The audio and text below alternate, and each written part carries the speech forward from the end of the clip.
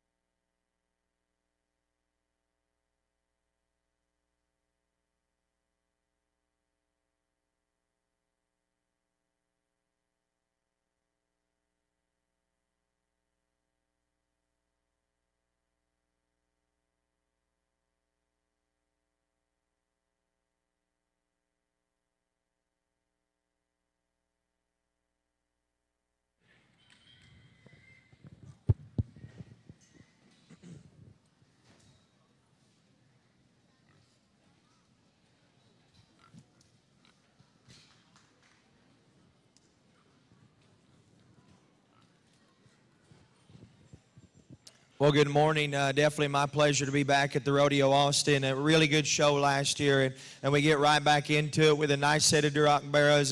Maybe a little more challenging to kind of work through it, and I start with a barrow that probably isn't the widest one as he goes right to you and goes right away from you, but he's still square in his skeleton. I would like to give that hog a shot of muscle in his hip like the barrow does that's in second, but for me, I just prefer his design, his flexibility, and the way that his line's set in him. I read that barrow being just a little heavier bone whenever you study his hind leg and his rear foot. I like the way that barrow transitions out of the back of his shoulder better. To me, everything just sets in him real smooth and comfortable from the side. He needs a shot of muscle going away from you, and that's where the critics will get nitpicky on him. The barrow that's in second has it. I think whenever you get right up on top of him, that barrow rolls a tremendously wide forerib and a big rib all the way back into his hip, and I think that facilitates for more spread in that barrow's top line. You get right behind him, he's wider built than your class winner is. You get down to the ground and he's too fragile in his lower skeleton. I study him at the top of his neck and he's starting to crest up over his chine, and then you watch that barrow go from the profile and he's just a little rounder build. He's wanting to unhinge behind his shoulder, come up in the rear part of his loin, kind of just dip and tuck his hip and bring his hind leg up underneath him just a little bit further. I just don't see that barrow balancing quite as well. I do see more muscle in him. Initially, I wanted to call the young lady in the pinks barrow the combination hog of muscle and design, with the design of your class winner, the muscle of the barrow that's in two, but he just doesn't want to get out and ever really drive. His joints are built in him good, but just got to see that barrow get out of his hip and hind leg with more comfort. I think he just tightens a little bit too much in his hip. His hind leg is built right. His shoulder sets in him decent. Just a barrow that gets just a little tied up out here as we continue to go. The barrow that comes out here in 4 initially is probably the first one, I think, that I brought through the sift alley to come back out. And I love this barrow's head carriage. He's really tall at his shoulder. One of the widest chested hogs as he's coming right to you. He's got some fluid on the inside and the outside of his joint. I just got to see that barrow get out here and travel with more comfort. Drop him down in his mid-rib all the way back to his flank. He just gets a little tied up there in terms of his rib and a little shallow bodied, but certainly a better designed hog, and for me a leveler and longer hipped hog than what we have coming out next. Really a powerful barrow, and in terms of just spread, as you get right up on top of them, you study their shoulder blade all the way back to the upper part of their hip. This young man's barrow is the widest built one up high. He's too round in his hip, and he wants to take his hind leg and drag it up underneath him. He sets down a little deeper on his front pasterns. I just wish he'd get out of his hip and hind leg with more reach and athleticism. Certainly a nice barrow there. Young man's barrow is a good profiling hog that needs more muscle, needs more width, and he just needs to be stouter at the ground. Then as we move down the lineup, again, I talked to those kids about what I'd change about their pigs. Little drier bodied pig will come next, just sounder than what we have left. We'll end up with a barrow that's probably as stout as any of them down there in the end of the lineup. Just needs to go better up front. And these two barrows are certainly nice ones from the side. I just wish they could be stronger on their feet and go better out of their hip and hind leg. Give them a nice round of applause as we start the hog show at the Rodeo Austin. Good way to start.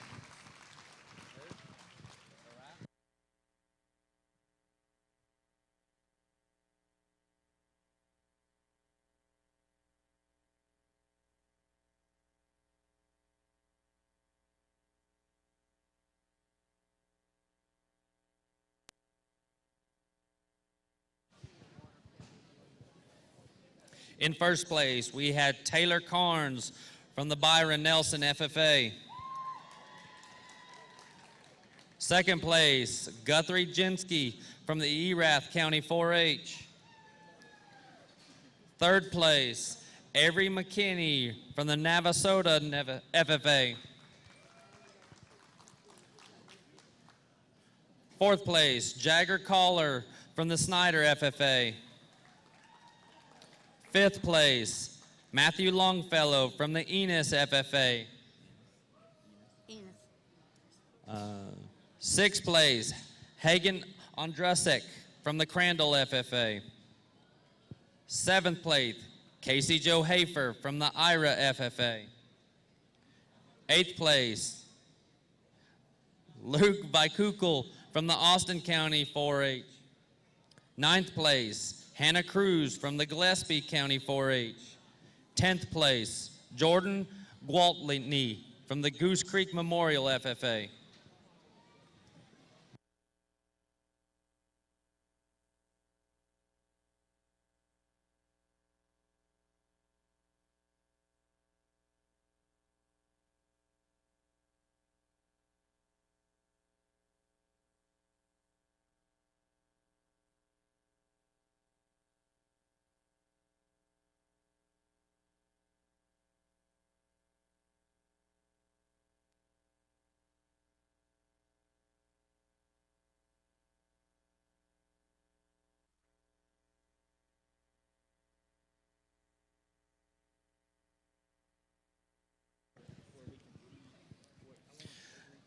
The TPPA ADM Mormon Show Tech Certified Texas Bred Registry Class Champion for Class 1 Durocs was exhibited by Taylor Kames of the Byron Nelson FFA. They will receive a $100 award with a special cap from the Texas Pork Producers Association. The breeder of the pig was W2 Genetics from Roscoe. The breeder will receive a certified Texas bred cap sponsored by the National Pork Board. The breeder's cap may be picked up at the Texas Pork Producers Association table near the show ring.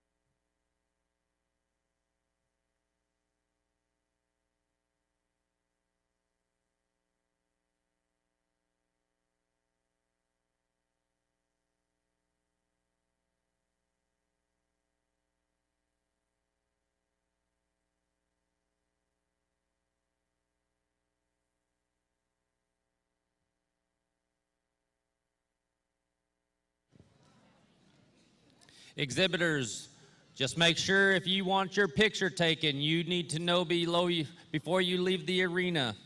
We will not be turning pigs back in the alley. If you want your picture taken, please know before you leave the arena.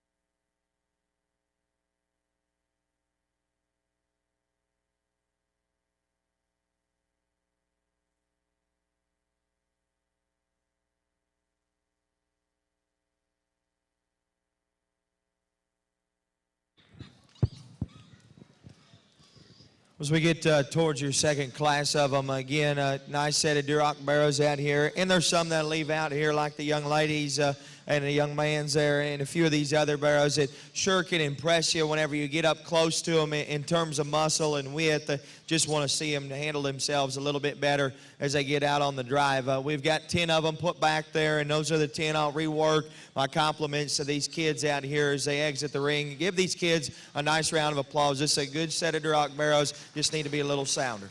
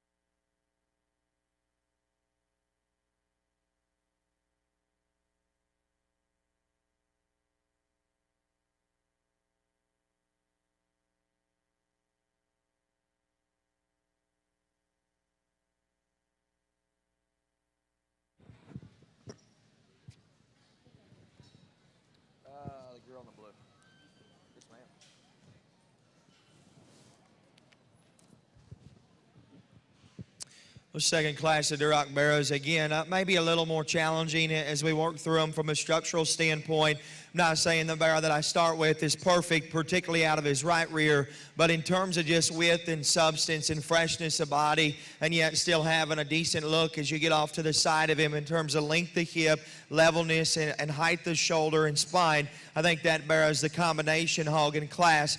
Do I want to make him go just a little better behind? Absolutely. But I can say that about every one of them in this class. So all of a sudden, he's got the attributes of width, bone, body, and yet still a great look to him as you get off to the profile to go ahead and win the class. I really like the barrow that's in second. To me, maybe he is a little bit more elevated up front. I like this barrow's feature as he sets to the ground. He's a barrow that, for me, I just like to square his knee up just a little bit. Maybe for his added size, it just gets a little more tucked up in his flank and maybe just fighting a little weight on him. I'm not sure, but that barrow could soften and just fill in his flank just a bit, and I'd like to see him just a pinch wider in the base of his hip going away from me. But certainly a good skeleton barrow that takes his hind leg and reaches and goes better with it than the barrow does that comes out in 3. This is probably the heaviest skeleton barrow whenever you study forearm and you study rear leg within the top trio of them. As I study him up front, I really like the front 2/3 of him in terms of elevation, like the turn to his forerib and upper body. I want to lengthen and level that barrow's rump out and then just see him get out and go more athletic as you get off to the side of him. And then as you get right behind him, that barrow's wanting to taper and just narrow too much down to the ground. Good pig in the front 2/3 of him, just a little tight and wanting to drag his leg as you watch him go behind. The barrow that comes in fourth is an interesting barrow because I really like the upper end of this guy's skeleton. And in terms of freshness and just physical feel, he's probably the best within class as you just study his heart, his midrib, and his flank.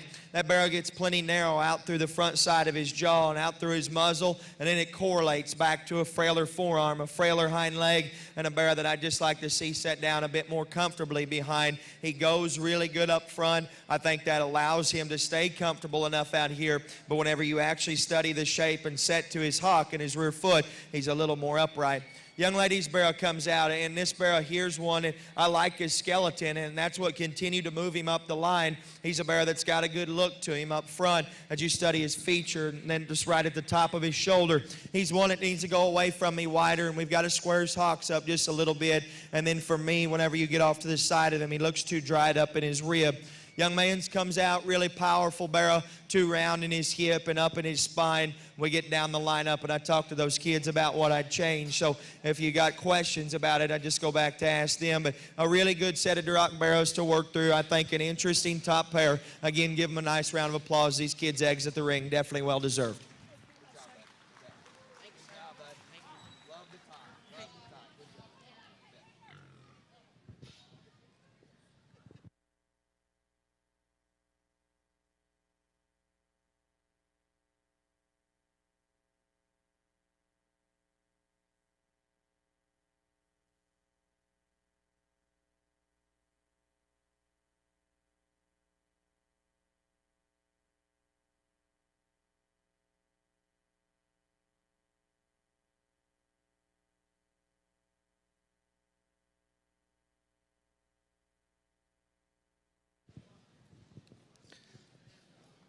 Class 2 Duroc winners. First place, Aspen Martin from the Mason County 4-H. Second place, Brindley Strain from the Colorado FFA. Third place, Hans Albrecht from Potter County 4-H. Fourth place, Dylan Hilton from Olney FFA. Fifth place, Kate Cooper from Lubbock Cooper FFA. In sixth place, Jacob Galvin from the Stanford FFA. Seventh place, Hayden Lugo from the Hayes County 4-H. Eighth place, Hannah Sage Wilbanks from the Harper FFA. In ninth place, John Morgan from the Pearland FFA. 10th place, Parker Gass from the O'Donnell FFA.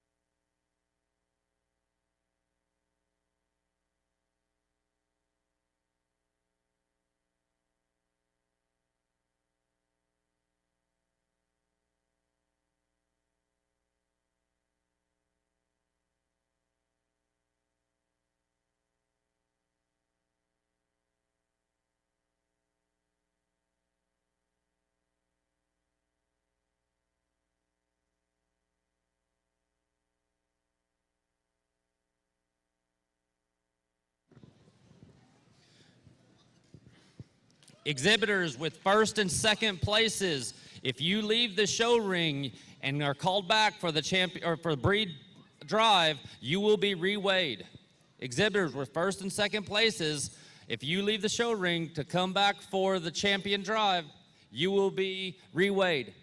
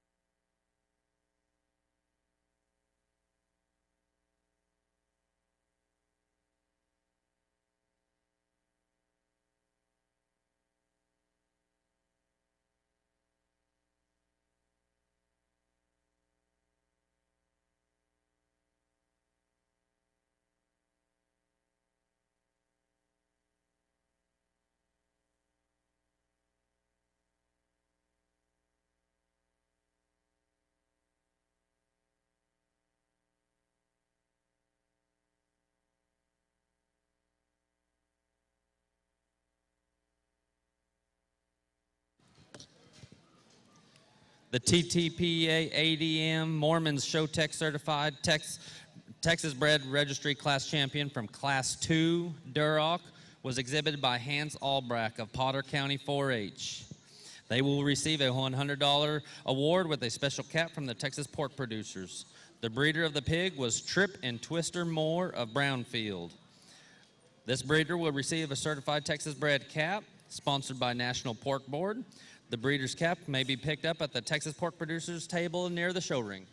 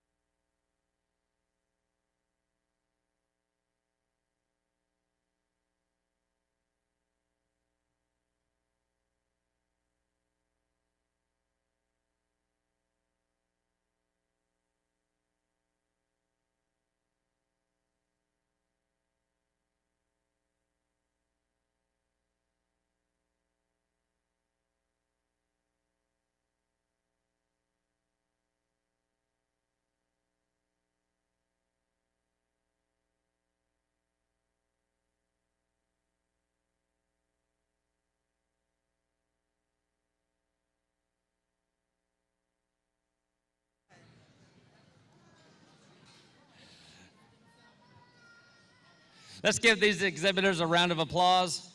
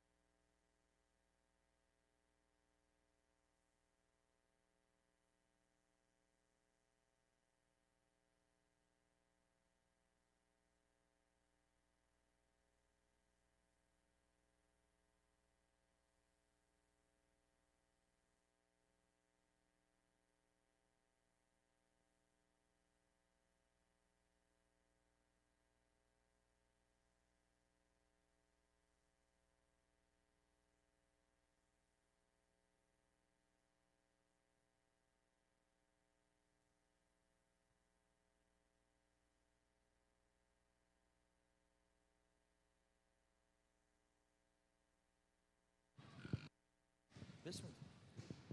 Oh man, that front end. What I mean is that. I kind of thought that might point you. We actually read this one. You did? Good job. He's on like away from me. Still a way to go, though. Yeah. Hey, babe. Hey.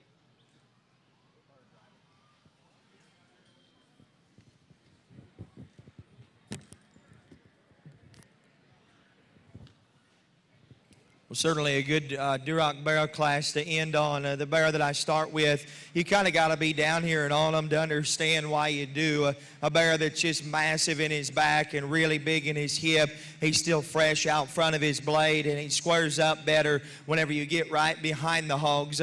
I'd like to level and lengthen the upper part of that barrel's hip, and right there at the point of his shoulder where he's at, there's so much muscle wrapped up in that barrel that maybe he's starting to shove his blade just a little forward in him. But whenever you get right behind him, you study him down at the upper part of their blade, down their top line, to their pins, to their hock, to their rear foot.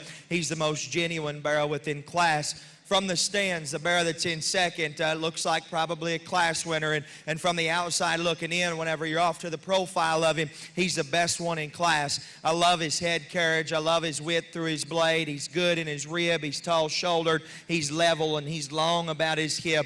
Guys, you got to get right in behind him to understand why he's second. The barrel's just stepping on the outside of his feet, and he's pushing his hock just a bit as he's going away. He doesn't just take his hock and bring it back quite as far in behind him as does your class winner.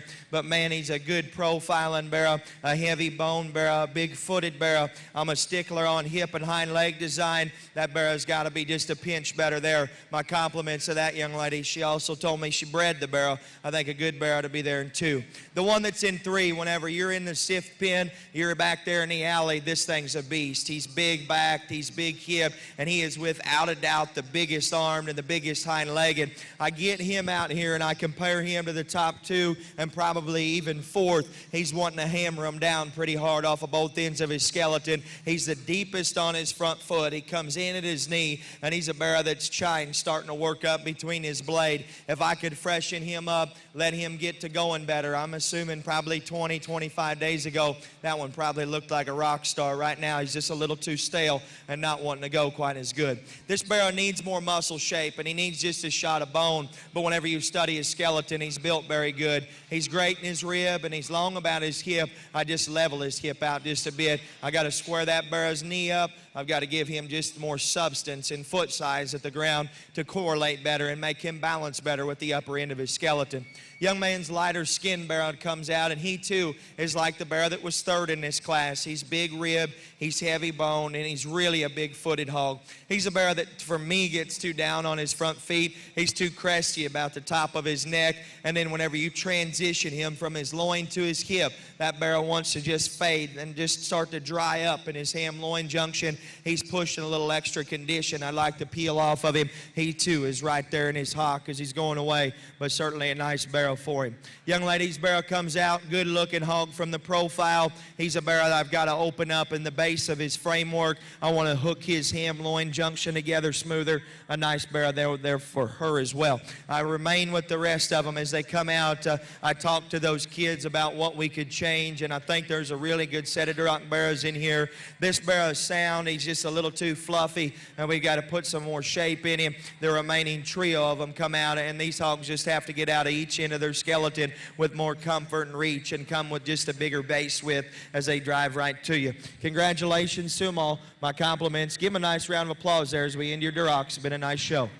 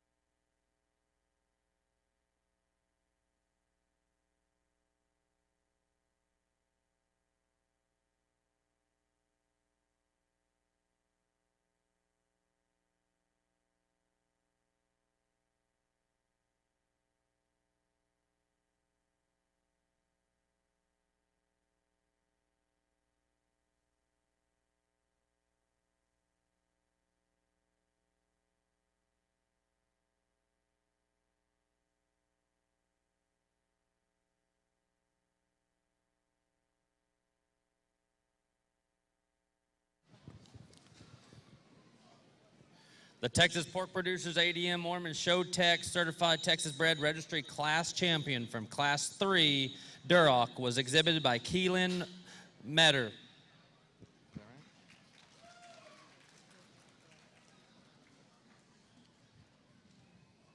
Of the Potter County 4-H. And they will receive a $100 award and a special cap from the Texas Pork Producers Association. The breeder of the pig was Trip and Twister Moore of Brownfield.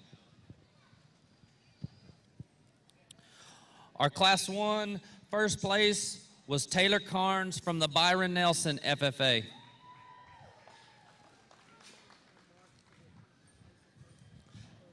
Class 2 first place, Aspen Martin from the Mason County 4-H.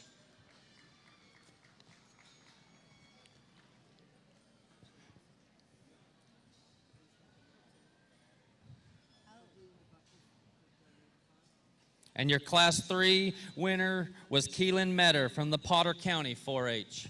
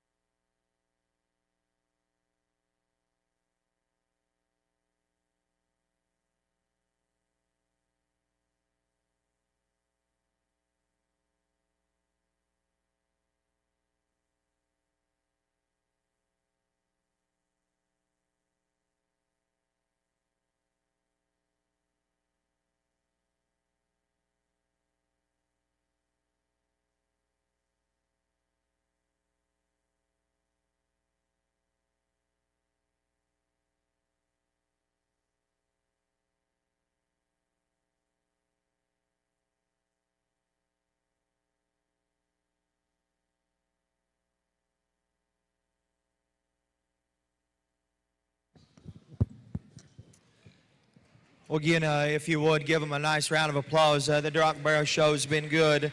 A deep set of Duroc Barrows, and maybe not just one that's came through the ring that probably just said, well, I'm here to win, but we've had 3 really nice class winners, and I think still my compliments to them. You know, we start with the Barrow in Class 1 that I just like in terms of his skeleton. I think he fits the mold of what I like in terms of look, but yet still has the right kind of bone work and foot size. The Barrow just needs a shot of muscle. You get right behind him, and that's where the Barrow in second definitely had the advantage. I just want to build him right first, and then we'll put the extras on later. His skeleton's the best in that particular lineup. It really comes down to Class 2 and Class 3 for me, and both of these Barrows aren't perfect. From the hip forward, I love the Barrow that wins Class 2. I think he's a really good ribbed hog. He's wide open in terms of the turn to his forerib, and yet still very attractive about his head from his blade forward, and he's busted open big. And for me, he sets probably just a little bit more comfortably on his front foot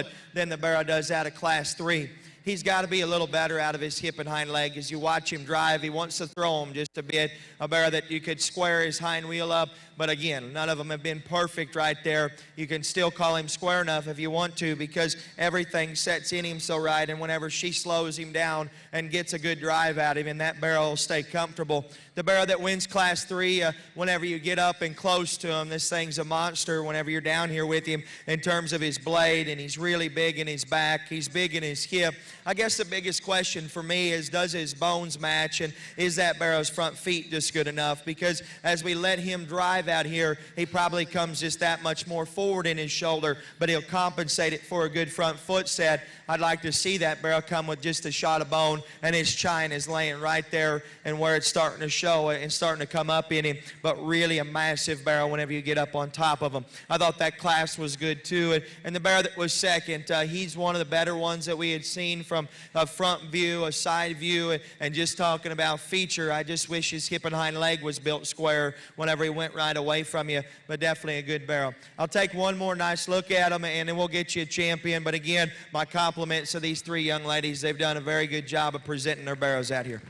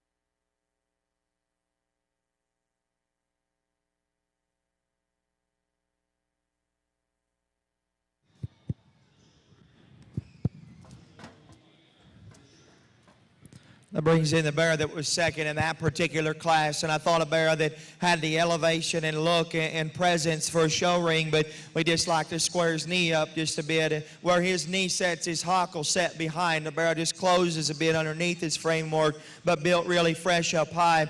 I thought your champion decision was close, and where I made the call that both of those Barrows could go just a pinch better out of their hip and hind leg, I thought that one was leveler hip. I thought that one was just a bit more elevated at his shoulder and just a little fresher over the crest of his neck, and a Barrow that's still built very square up front. Yeah, I could fix his hip and hind leg just a little bit, but I could have done that with the whole lineup of them. My compliments to them all. Congratulations to your champion Duroc Barrow exhibitor. Again, I thought it was close. If we could level this Barrow's hip, give him a shot of bone, and pick his front feet up, I think then all of a sudden you'd probably have a different champion, but still an easy reserve out of the heavies. Congratulations to her. The mute's not working on that, so you're going to have to power it on. It's on right now.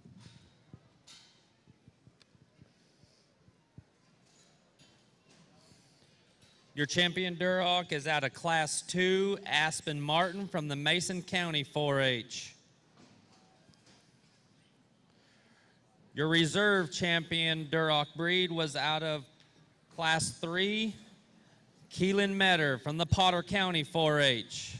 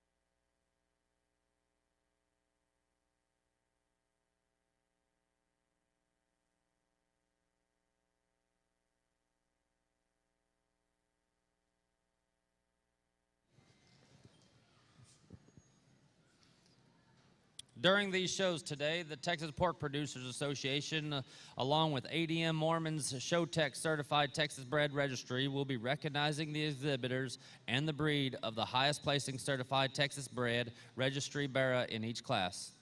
The exhibitors of these barrows will receive an award of $100 and a special CTBR Class Champions cap, from the TPPA. The breeder of the barrow will also receive a CTBR Breeders' Class Champion cap sponsored by the National Pork Board. The title sponsor for the Texas Pork Producers Association Certified Texas Bred Registry is ADM Mormon Showtech. ADM Alliance Nutrition offers consistent, high-quality feed products, supplements, and premixes.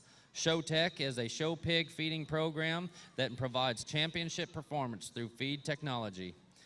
Let's give a big thanks to ADM for their support to the CTBR. ADM also sponsors over 100,000 of scholarships annually.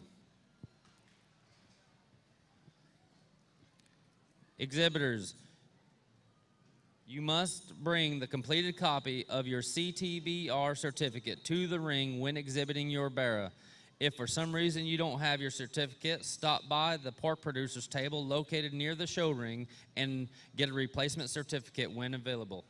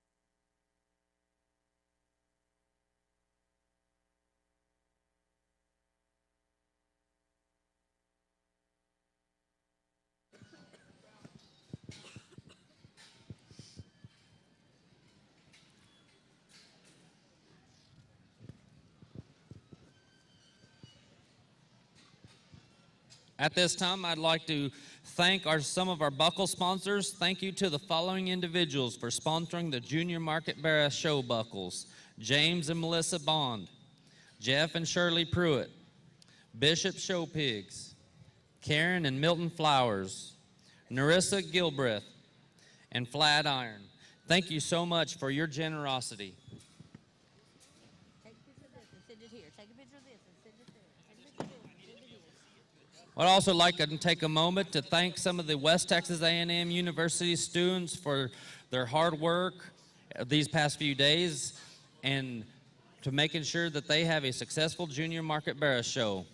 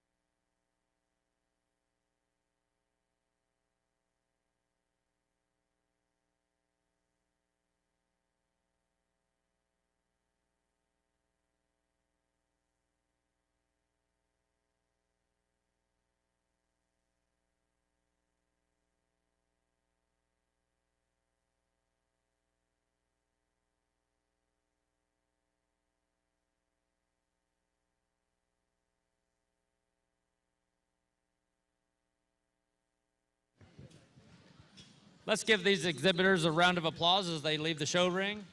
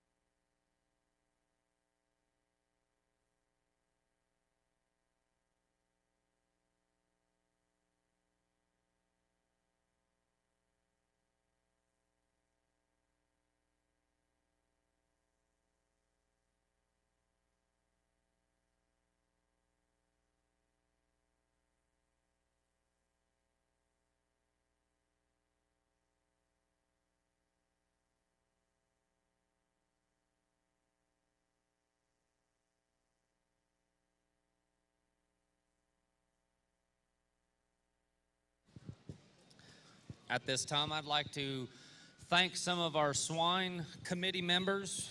We have Marie Pesch as our chair, Bob Bishop, our vice chair, Jerry and Terry Grona, Bobby Bishop, Donna Wallace, Shirley Windsor, Jeff and Shirley Pruitt, Dusty Kiggins, Harold Eubanks, Nita Chamunik, Vernon Hoddy, Diane Hagan, and Jeff Dodd. Without those individuals, this wouldn't be possible. Let's give them a round of applause.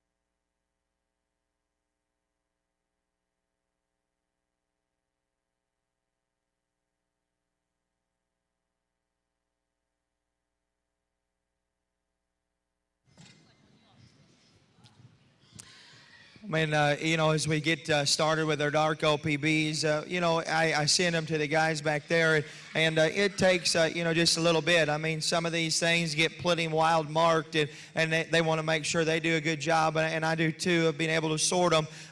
So obviously the first class, as we get into transition into some of these other breeds and the dark ones, when we start to classify colors and things like that, it is going to take all of us, as a whole crew of us, maybe just a little bit longer of a time than it does a few of the other breeds that are just the same color.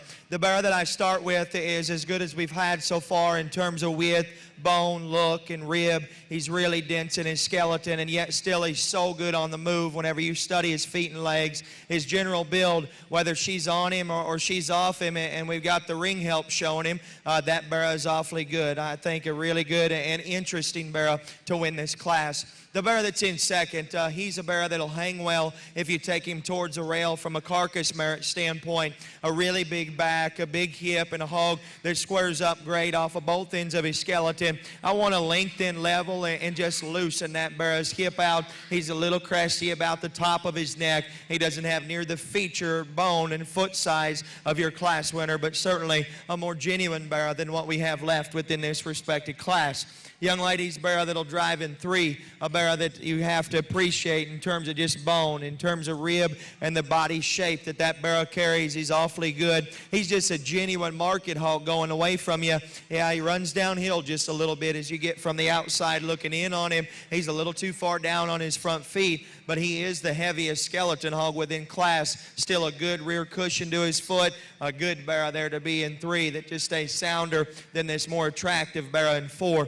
This young lady did a very, very appropriate job of trying to keep her Barrow maintaining out here and slowed down just enough to make his hind leg look just a bit better. And that Barrow's got a decent look to him as you get off to the side of him. I love the Barrow's rib shape, and he spreads good up high. He's stepping on the outside of his feet. He's not using his hip and hind leg good enough. He's setting him down too hard off of both ends for me to move him up.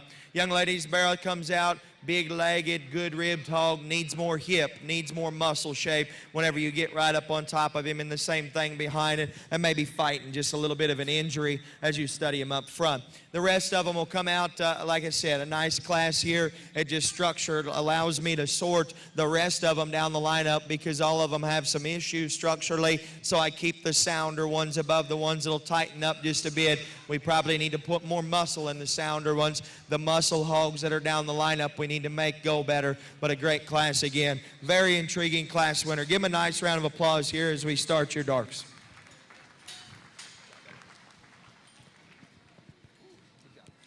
First place, Kyra Deeds from the Randall County 4-8. Second place, Ransley Bates, Potter County 4-H. Third place, Andy McMillan, the Shallow Water FFA. Fourth place, Paige Ontiveros, El Paso County 4-H. Fifth place, Madison Wilkins from the Albany FFA. Sixth place, Sierra Lackey from the Kerr County 4-H. Seventh place, Zach Huseman from the Nazareth FFA. Eighth place, Callie Kitchersid from the Ropes FFA. Ninth place, Avery Floyd from the Burnett County 4-H. And 10th place, Colby Hafer from the IRA FFA.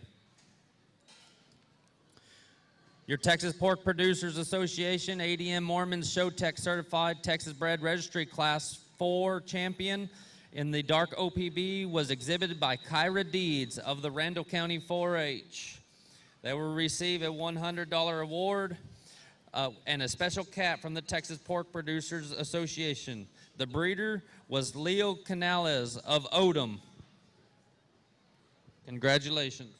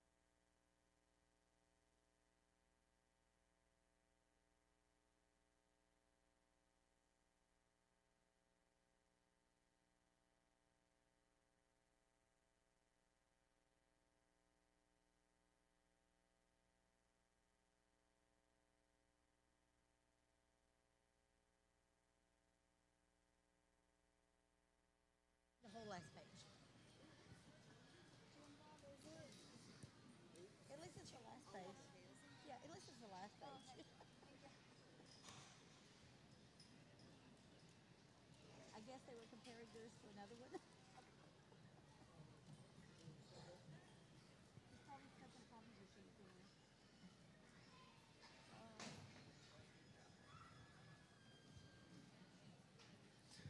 Let's give these exhibitors a round of applause as they exit the arena.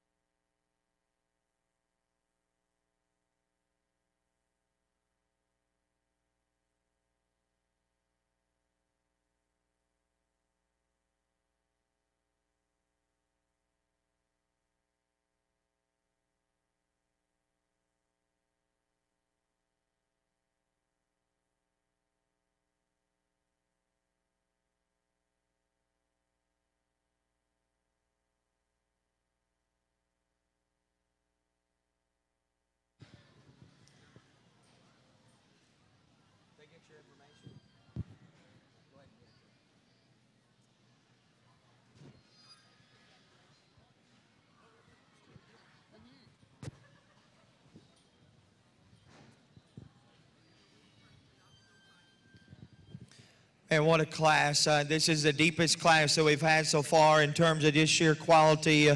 The Barrow that I start with, I think, is a beast. He is good looking out front. He's huge backed. He's great hipped. He's incredibly flexible off of both ends. He's dead on in terms of just his body proportion relative to his bone work and foot size. And the Barrow still, for me, has that extra ring presence, and his athleticism across the ring, without a doubt, carries him for a class winner very easily. I think an intriguing class winner. These last two have been really good. This one is very special. Congratulations to him.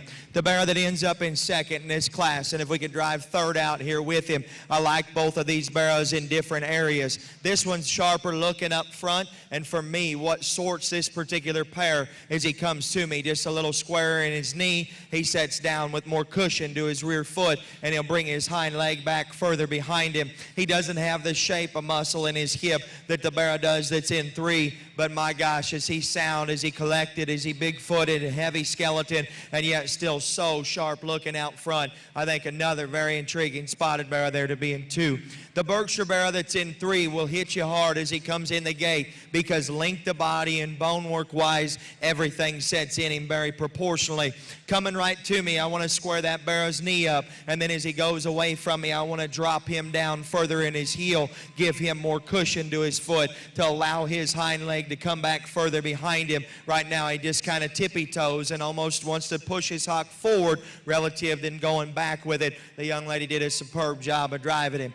I love this Barrow right here in terms of his skeleton, and in fact, you know, as you begin to study him weight-wise and just size-wise in comparison to those 3 Barrows right ahead of him and what we had in the very last class, I'd say he was right there on the borderline of making Class 1. And he comes to Class 2, and whenever he does that, he doesn't have enough bulk going away from you. He needs more shape in his back, and he just needs to come to me wider. His skeleton, though, takes him a long way in this class and moves him up into that top handful because he's built so good. I just wish he was wider going away from me. Good spotted Barrow to come in 5, and this young lady, again, a very excellent showman. Whenever you watch her drive the Barrow's head and get him out here, there's a heavy bone spotted Barrow that's just a little far past his prime right now. Chine's starting to show up, and then he gets to flatten his rib cage, and he's closing up through his chest. I told the rest of them what I'd change about their hogs. They've done a very good job of driving them. My compliments to all these kids. This was the deepest class that we've had so far, so give them a nice big round of applause if you could. Again, definitely well deserved.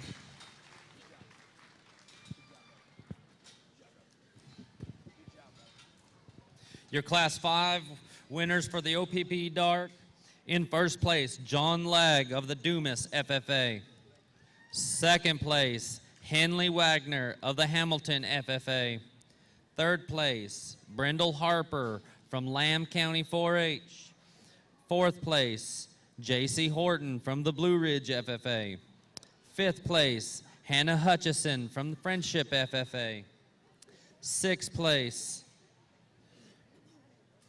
Kirsten Smith from the Sweetwater FFA.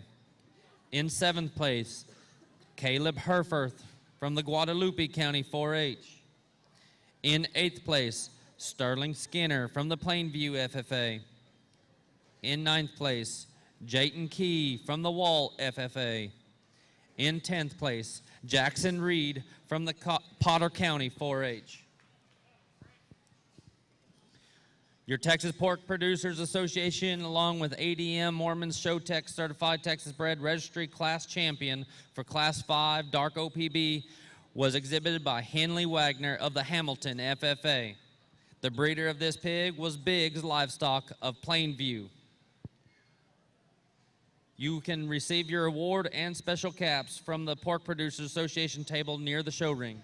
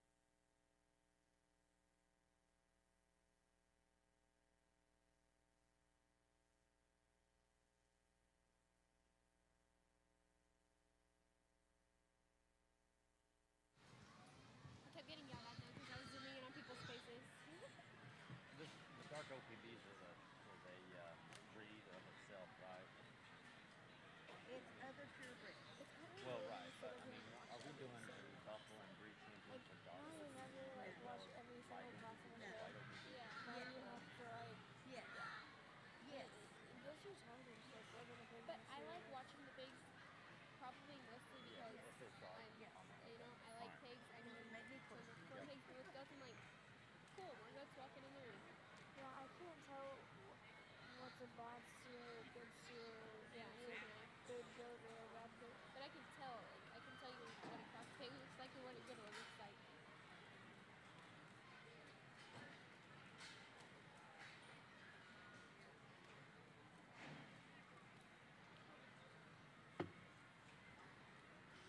You know, I really like the bird. The bird that we have. She's nuts. The bird goat. Can we give these exhibitors a round of applause as they leave our show ring?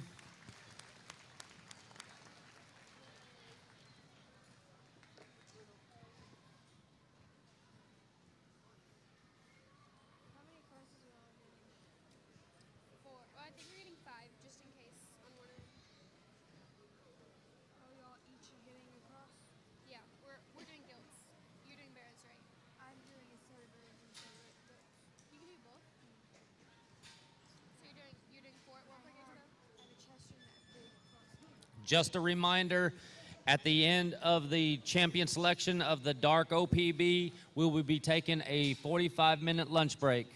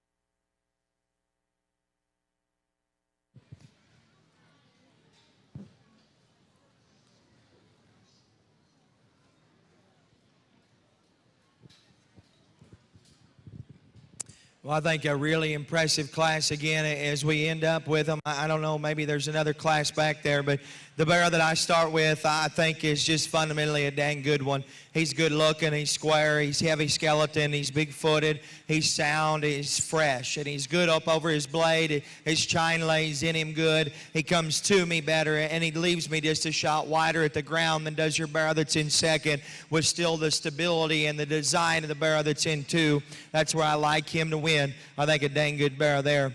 The young lady's barrow that ends up in second, I really like the way that barrow comes out of his shoulder out there in a pin. He probably looks like a monster in his back and his upper hip.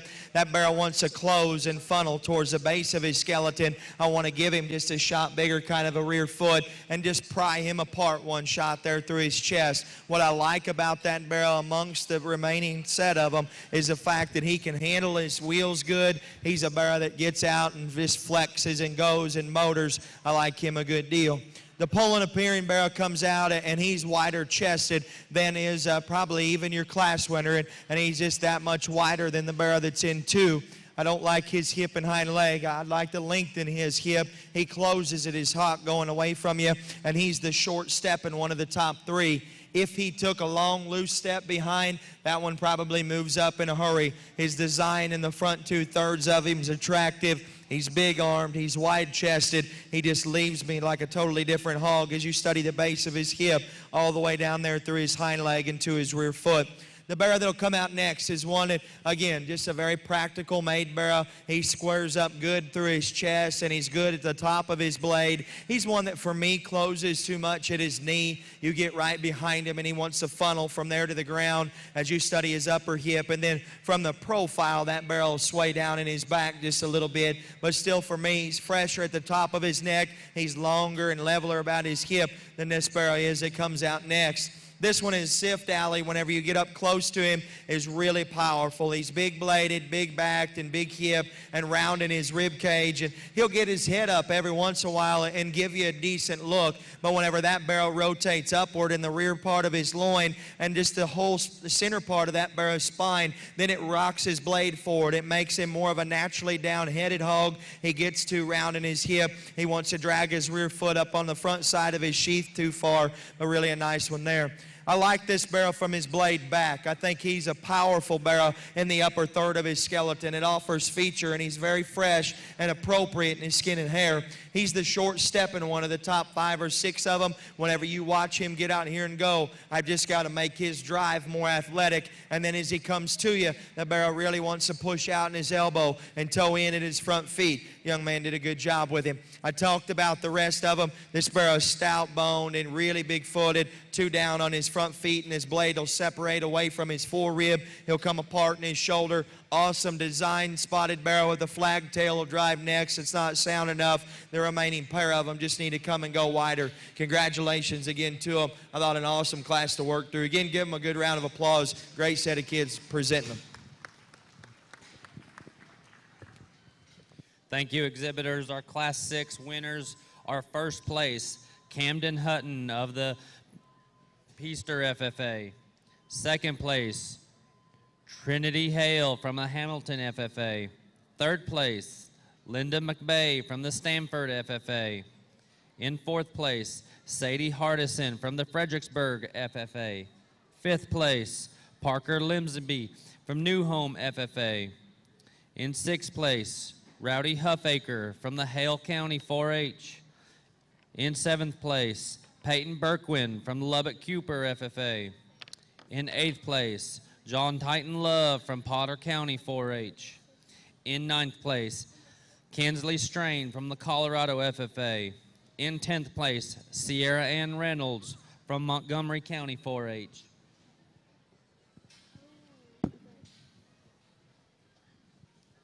Our Texas Pork Producers Association ADM Mormon Showtech Certified Texas Bred Registry Champion for Class 6 Dark OPB was exhibited by Camden Hutton of the Peaster FFA.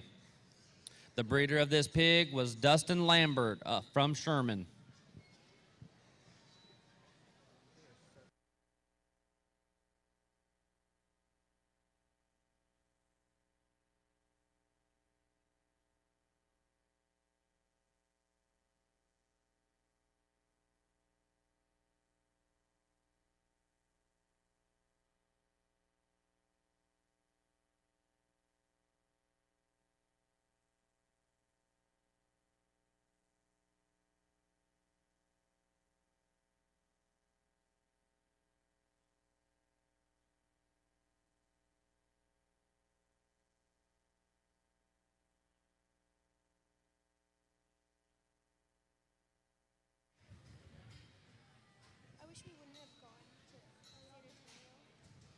At the conclusion of our dark OPB breed champion, we'll be taking a 45-minute lunch. White OPBs, be ready.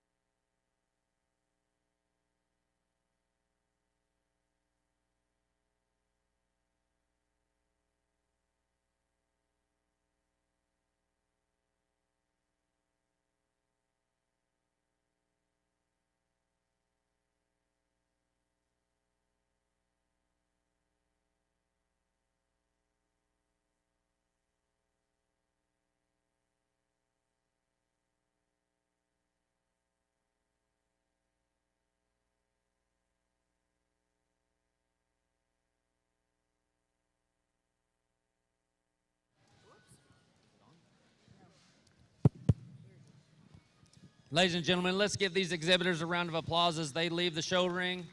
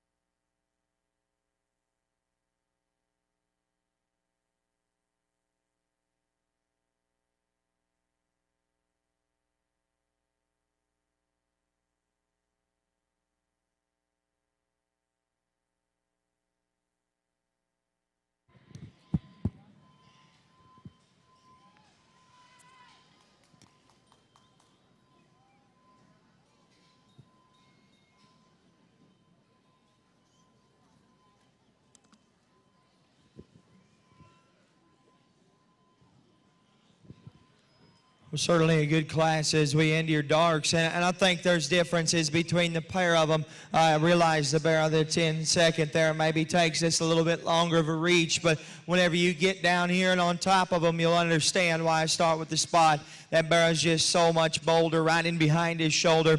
He's one that opens up great up underneath his chest floor all the way down to the ground. He's square, and the same thing as he goes right away from you. He's the freshest out ahead of his blade and just turns more natural muscle shape in his back and hip. Yeah, I'd like to see him just flex a little bit more comfortably behind, and that's where the Barrow in 2 has the advantage. He sets down deeper in his heel, and he'll bring his hind leg back just a little further behind him, but at the same time, he steps on the outside of his feet, and his hock will push just a bit. He's the one I want to clean up from his blade forward at the top and crest of his neck and right through the bottom side of his jawline and just pick that Barrow up on his front pasterns. But still, there's so much more natural width in that Barrow and just more spread in him than what we have in the Barrow that's in 3. This one will give you a good profile in terms of elevation up front and look out front. He's the best one, a Barrow that will still open with enough as he goes right away from you in the inseam and the center of his hip, and he keeps him square from there to the ground, and I like that Barrow skeleton. It's the initial view coming out of the gate as he comes right to me. I've got to make him wider through his chest. I need to open his blade up and just turn more back shape in that Barrow, but certainly a good one out here in a heavy class from a standpoint of skeleton. From there down, there's Barrows that just parts and pieces will hit you hard. This one's got big legs and a good gear. He comes apart right in the mid part of his spine. That Barrow needs cleaned up underneath his chest. Whenever you study him out front of his blade through his neck, we've got to open his chest floor up just a bit. Spotted Barrow's good looking and a more extended hog in this class. And initially, I liked that Barrow a good deal. The longer he went, the tighter he got out of his hip and hind leg, and the straighter and more upright he became in his shoulder. Then as you study him down the lineup, I talked to those kids again about what I'd change in them. I think a good set of market hogs all the way throughout your darks. Again, give them a nice round of applause if you could as they exit another very elite class winner in this class.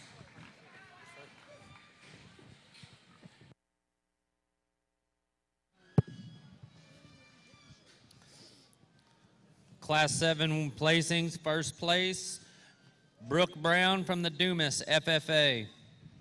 Second place, Devin Morales from the Pearland FFA. In third place, Gavin Reach from the Crawford FFA. In fourth place, Colby Upchurch from the Lubbock County 4-H. In fifth place, Brenna Mitchell from the Troy FFA.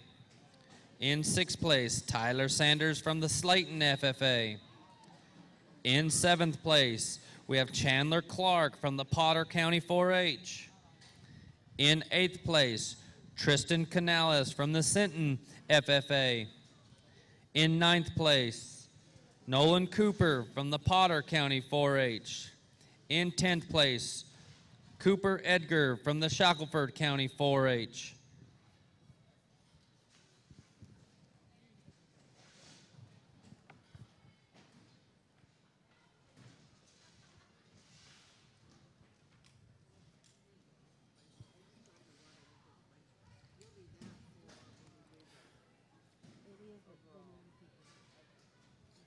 We will now go ahead and start with our breed champion for dark OPB. From class 4, in first place, we had Kyra Deeds.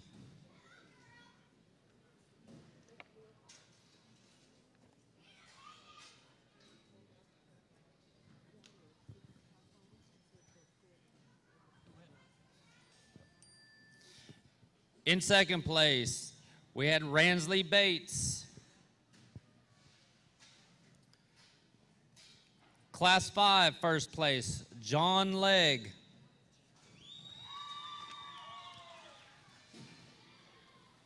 From the Dumas FFA.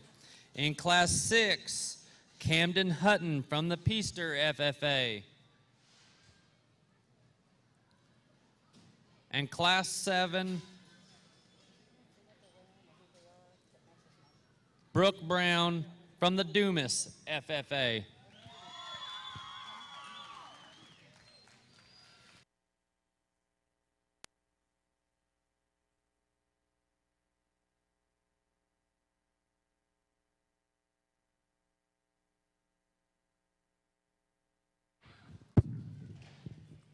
Well, man, what an impressive set of dark OPBs you've got out here. And again, last year, if you think back through, I believe there was 4 or 5 classes of them.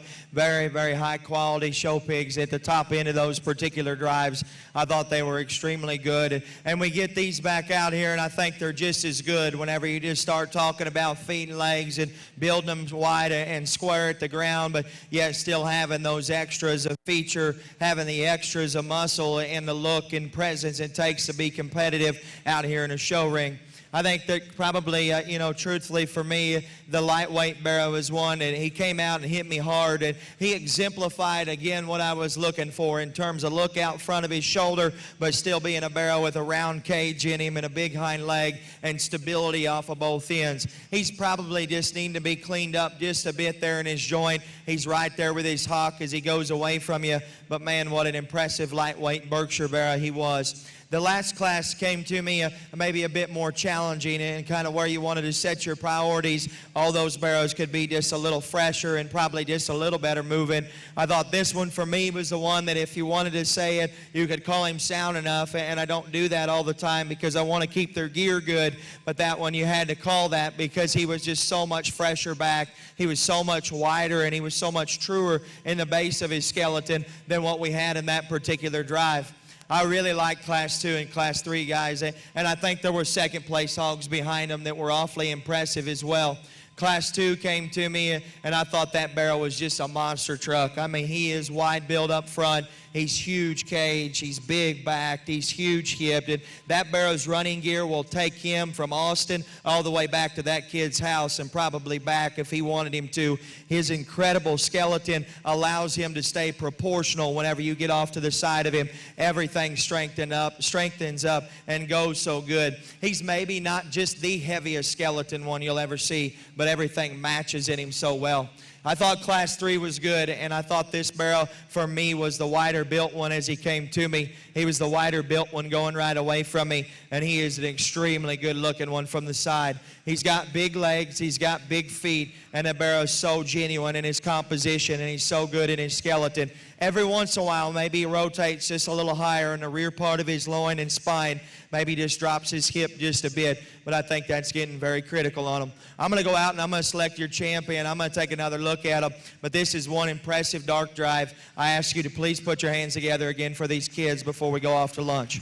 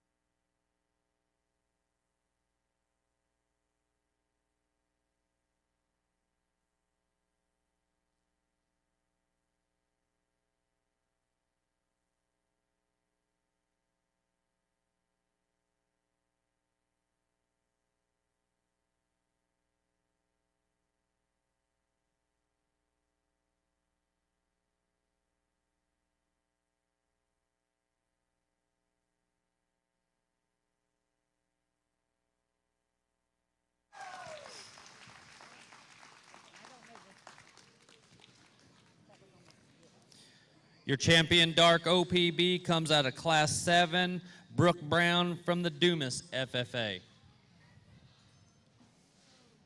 Now entering the show ring will be Devin Morales from the Pearland FFA. brings out the bear that was second in that particular class, and I talked about him being a really fresh built bear at the upper end of his skeleton, his running gear being good, his length of hip being good. I think where that bear's chest is and where his forearm is in relationship to the upper part of his skeleton, we could bust that bear open one notch coming right to you. And the same thing as he goes away from you, he'll take his hind leg and bring it up underneath his hip just a little bit, and he wants to narrow and funnel maybe just a skosh as you get towards the base of his skeleton. But I thought an intriguing bear out in front of his blade for his particular breed that's still squared up good in terms of his muscle shape, awesome in terms of his length of hip.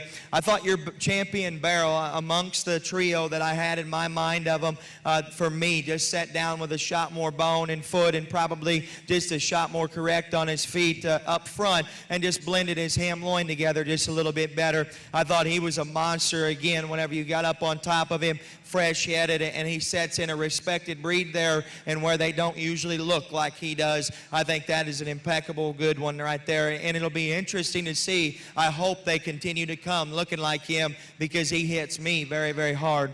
I think it gets very close between your reserve decision. I think there's one of them that probably comes to you wider. There's one of them maybe just a little bit sharper in terms of his look, but yet still, there's one that just has a running gear again, never quits, big back, big hip, and yet still, for me, his feature will match his jaw. He just comes to you better, and he leaves you better than the other one in my mind. The young man's right here closest to me. He's reserved.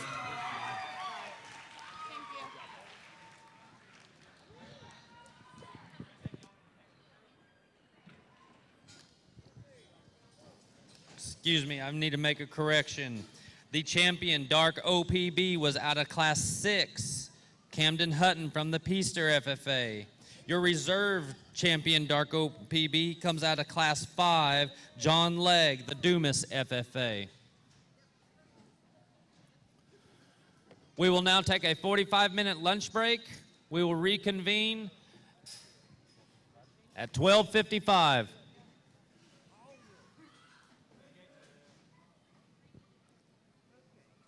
Where we will start with the first class of the white OPBs.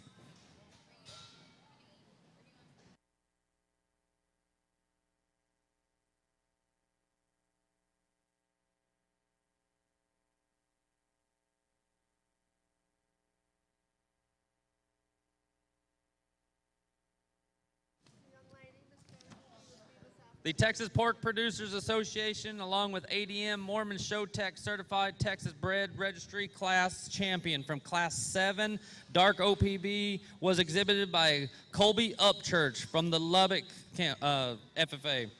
They will receive a $100 award and a special cap from the Texas Pork Producers Association.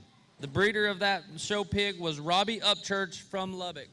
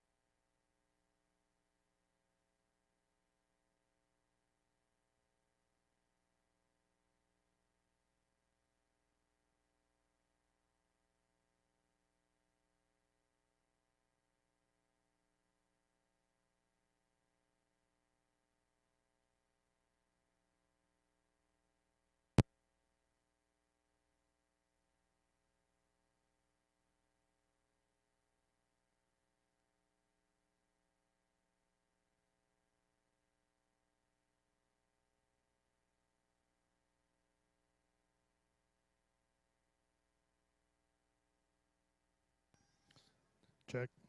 Sound check. Testing 1, 2. Mic check 1, 2, 3. Testing 1, 2.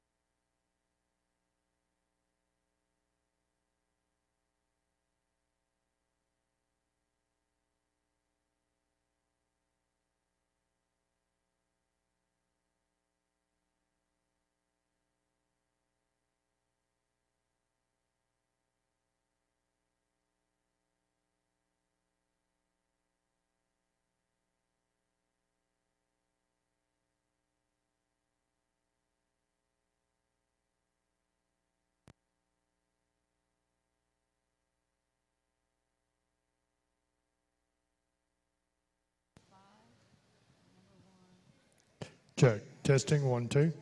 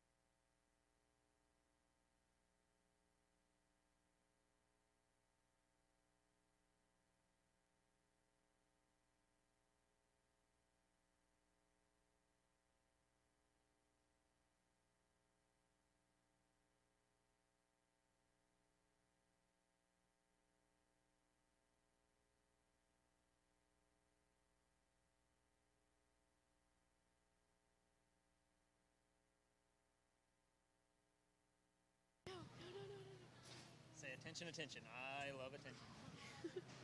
Test 1, 2. Test 1, 2, 3. She did the motto the other day. I mean, I want to, but By the way, I'm Nate. What's your name? Kaylee. No.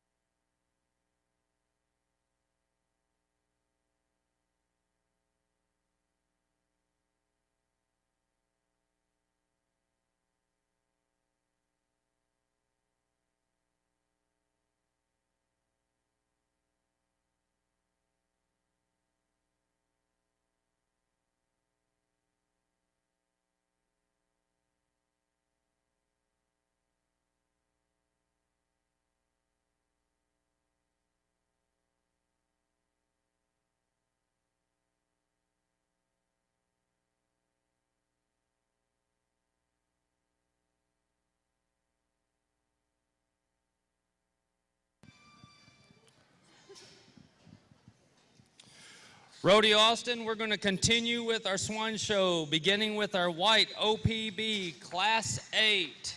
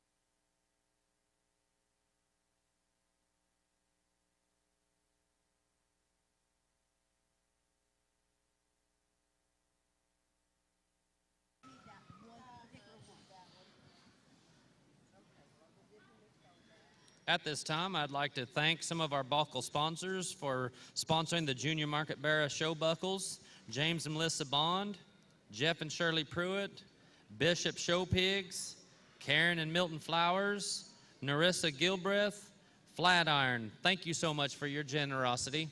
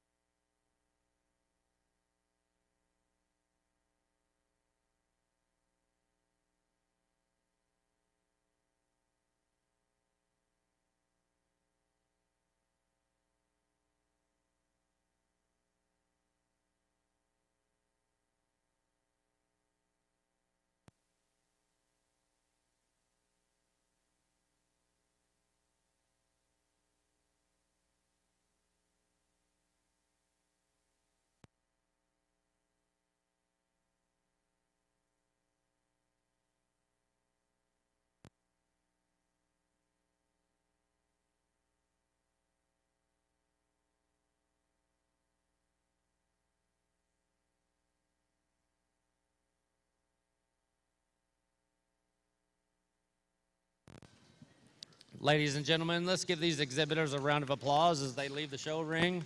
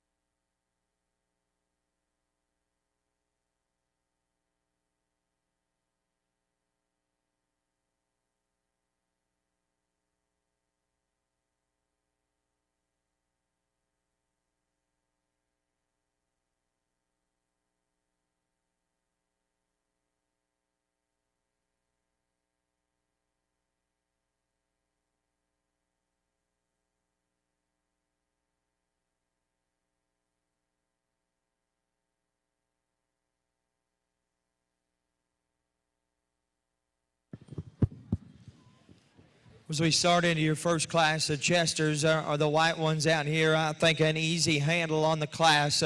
From the standpoint of the young man here in the purples, Barrow, a hog that just for me offers the freshest kind of muscle. He's the squarest built one whenever you get in front of him, and he just travels with a square hind leg as you get right in behind him. I prefer that Barrow's length of the hip better, and then whenever you get right up on top of him, I like his muscle shape better than what we have in 2. The Barrow in 2 is probably heavier boned. He's got a great look out front of his blade, and the young man does such a good job of driving that Barrow. I want to level that Barrow's rump out whenever you get off to the side of him. Whenever I get right up next to him, he's getting plenty flat in terms of his body, looks a little more tucked up in his flank, and his muscles maybe faded just a bit.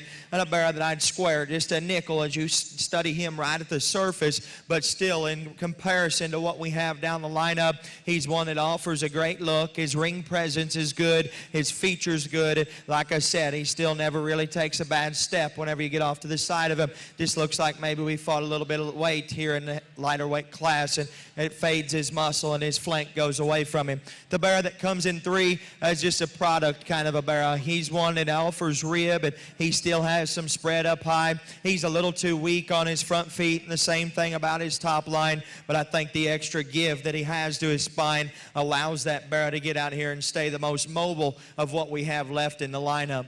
The Barrow that comes in 4, really a wide-chested Barrow coming to you, big in terms of his upper blade and good in his forerib, a Barrow that doesn't have the bone and the foot size and just the foundation of the hogs right ahead of him. And then for me, gets plenty plain up there through his throat, plenty plain in terms of the shape to his back whenever you get up on top of him. Young lady's Barrow comes out here next, and a good-looking hog whenever you get off to the side of him that just gets too far up underneath himself with his hock. He's a Barrow that needs to come to me wider. We've got to square his knee up and just set his chine back down between his blade, but certainly a good Barrow as you get off to the side of him. The remainder of them come out a little opposite end of the spectrum in the young man's in terms of bone and feature. He's the stoutest one. He just has to go better. Same thing with this Barrow. Give you a decent look from the side, little overfull in terms of his engine and his belly right now. Really takes away from the added feature that hog's going to need to balance. And then the rest of them down the lineup here just have to be sounder. Congratulations to them all again. Give them a nice round of applause here as we come back from lunch and start with a good set of white ones.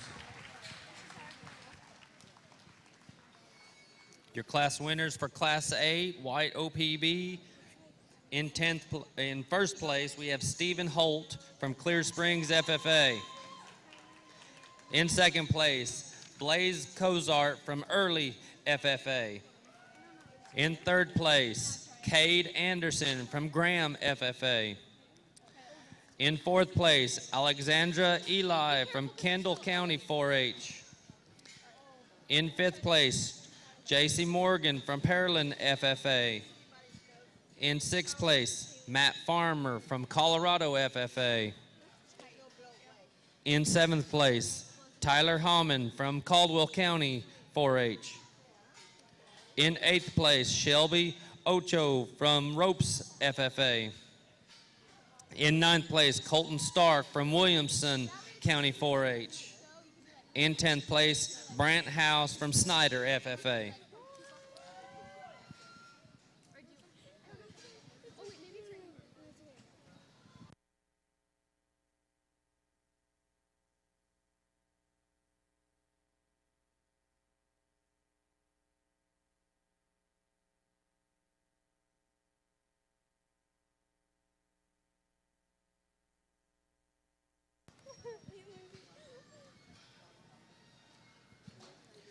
The Texas Pork Producers Association and ADM Mormon Show Tech Certified Texas Bred Registry Class Champion from Class 8 White OPB was exhibited by Cade Anderson from Graham.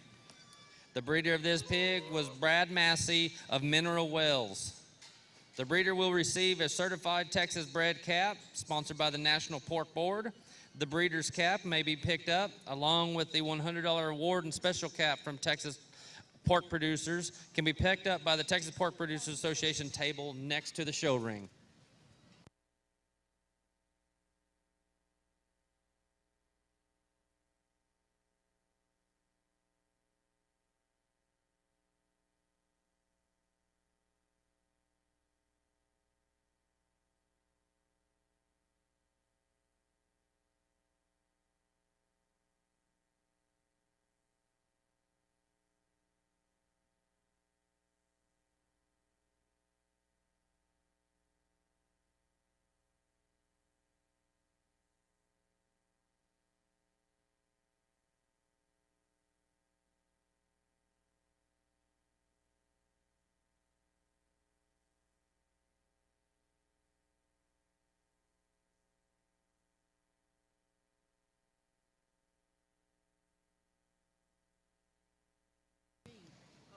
Attention in the show barns. If you are looking for the Texas Pork Producers Association table, it is inside the arena next to the show ring. Again, the Texas Pork Producers table is next to the show ring inside the arena. Thank you.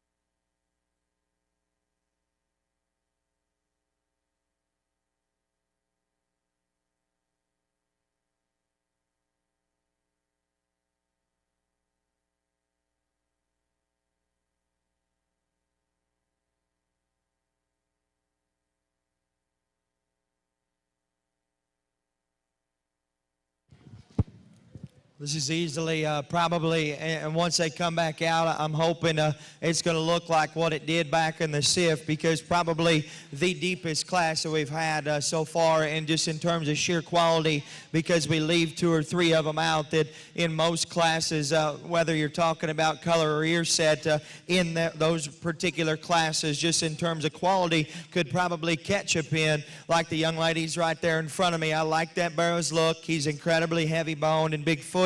He's 2 down on all 4 of his pasterns, and I just got to see that Barrow get out here and go better. Same thing with a few of these other ones. Lots of bulk and muscle in the pair of young men's hogs right here that are close to me, and the young ladies. Barrow brings forth a nice look, but needs more muscle, and the same thing there with that young ladies. I love that Barrow skeleton. I wish he was better front-footed and had more shape, and it just looks like he's just got a little too far past his prime right now. But an awesome class of them. I ask you to please give them a nice round of applause here as they exit the ring. Great class of Chesters and white down-eared ones to work through. Congratulations again to them all. I'll rework through those 10.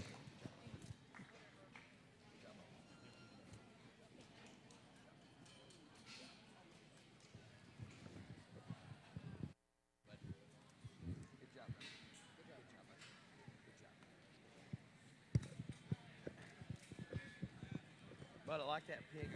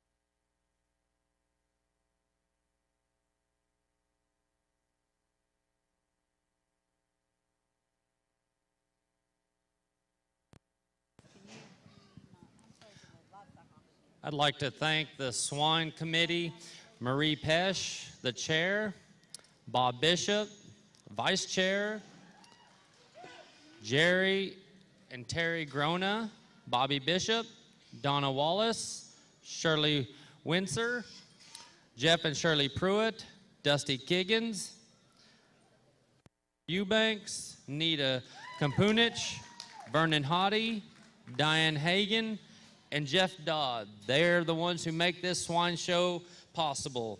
I'd also like to thank the West Texas A&M University students for all the hard work that they've done in the last few days, helping you unload your tack and gear, help setting up the show ring, and helping running the gates and the sifting pens. Without their help, they make this show a huge success.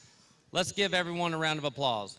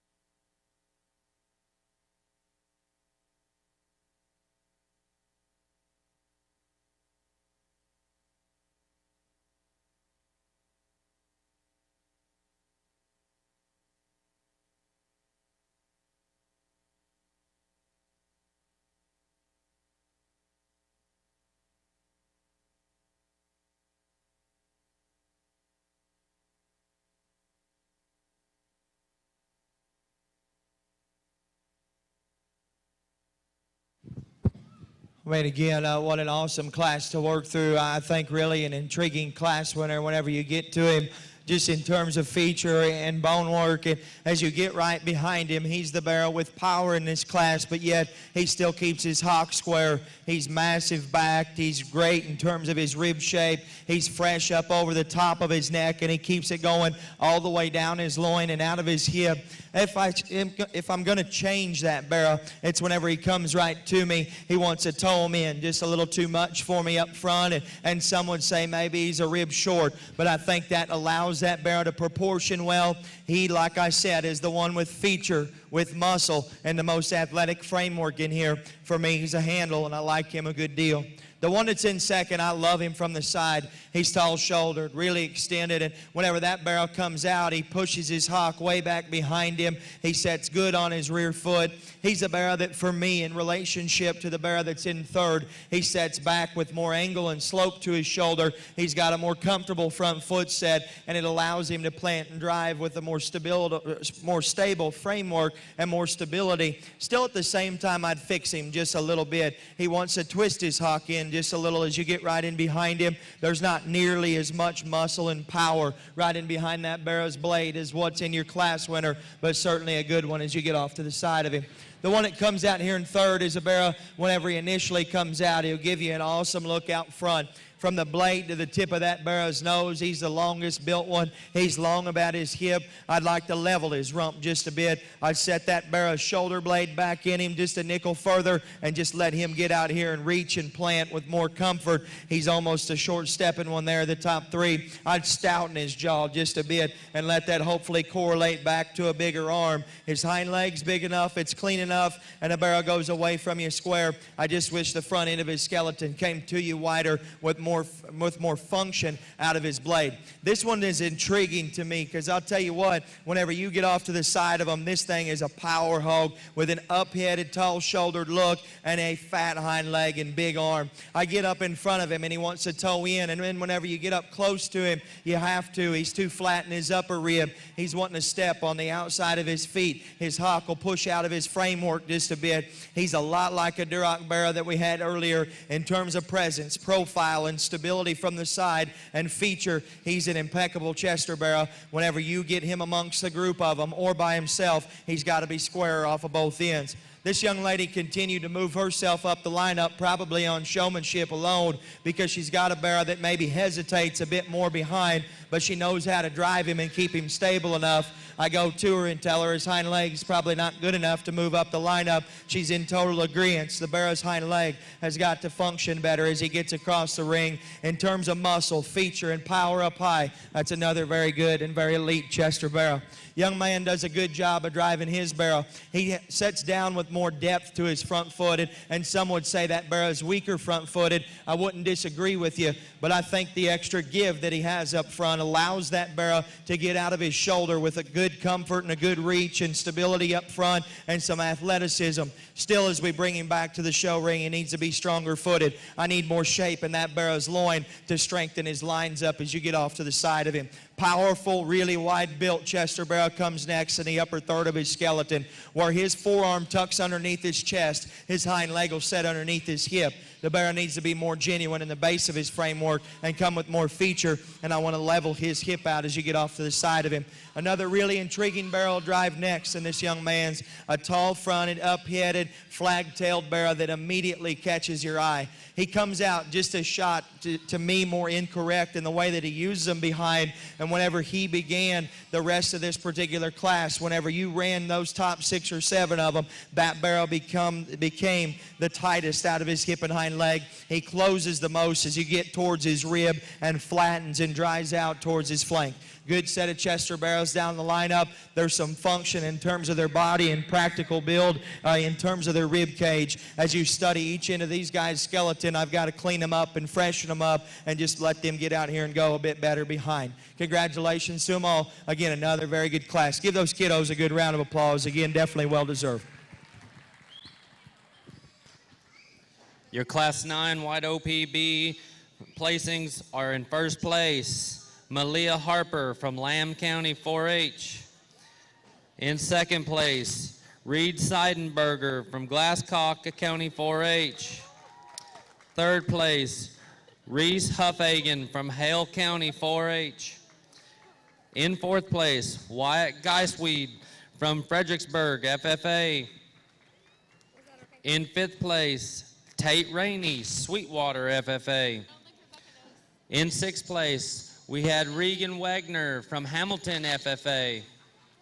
In seventh place, Lath Benavides from Lubbock County 4-H.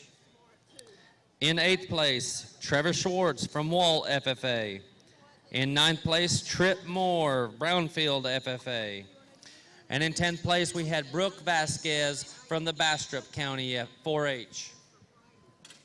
We will now go into our champion drive for our white OPB breed. In Class 8, in first place, we had Stephen Holt from Clear Springs FFA.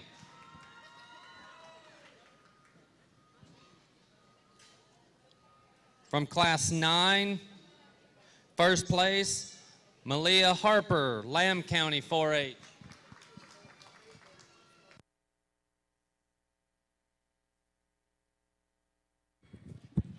Come to the microphone relatively quick, and to me, an easy decision out here amongst the pair of barrows that both probably designed similar as you get off to the side of them. I think there's just one horse out here amongst the group of them. If you talk about feature, foot size, and yet still the ability to get out and reach and stay comfortable and athletic, I told you I'd fix him in one area, and that's probably at his front feet, but I think an impeccable Chester barrow from a standpoint of bulk, width, and just stability of hind leg and athleticism. Really a beast whenever you're out here amongst the group. The young ladies is an easy champ. Congratulations to her.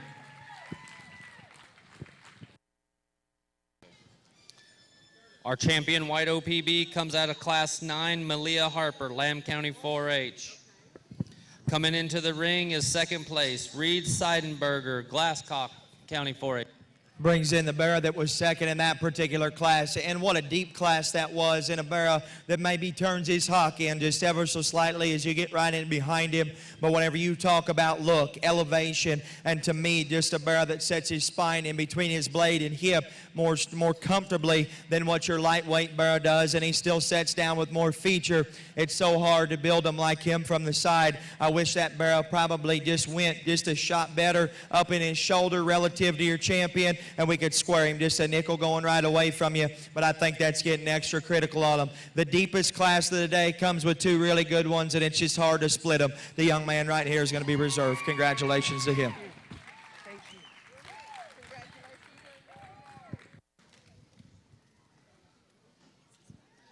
Your reserve champion white OPB comes out of Class 9, Reed Seidenberger from Glasscock County 4-H.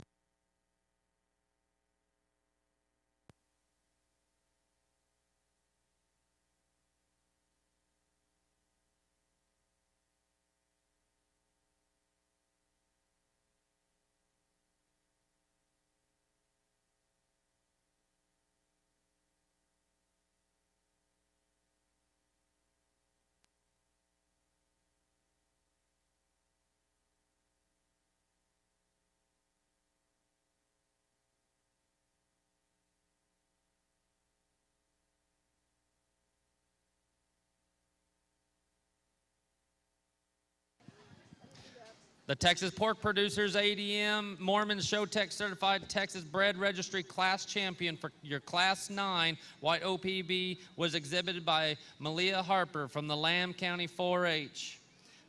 She will receive a $100 award and a special cap from Texas Pork Producers. The breeder of the pig was Todd and Mariah Byers of Abernathy.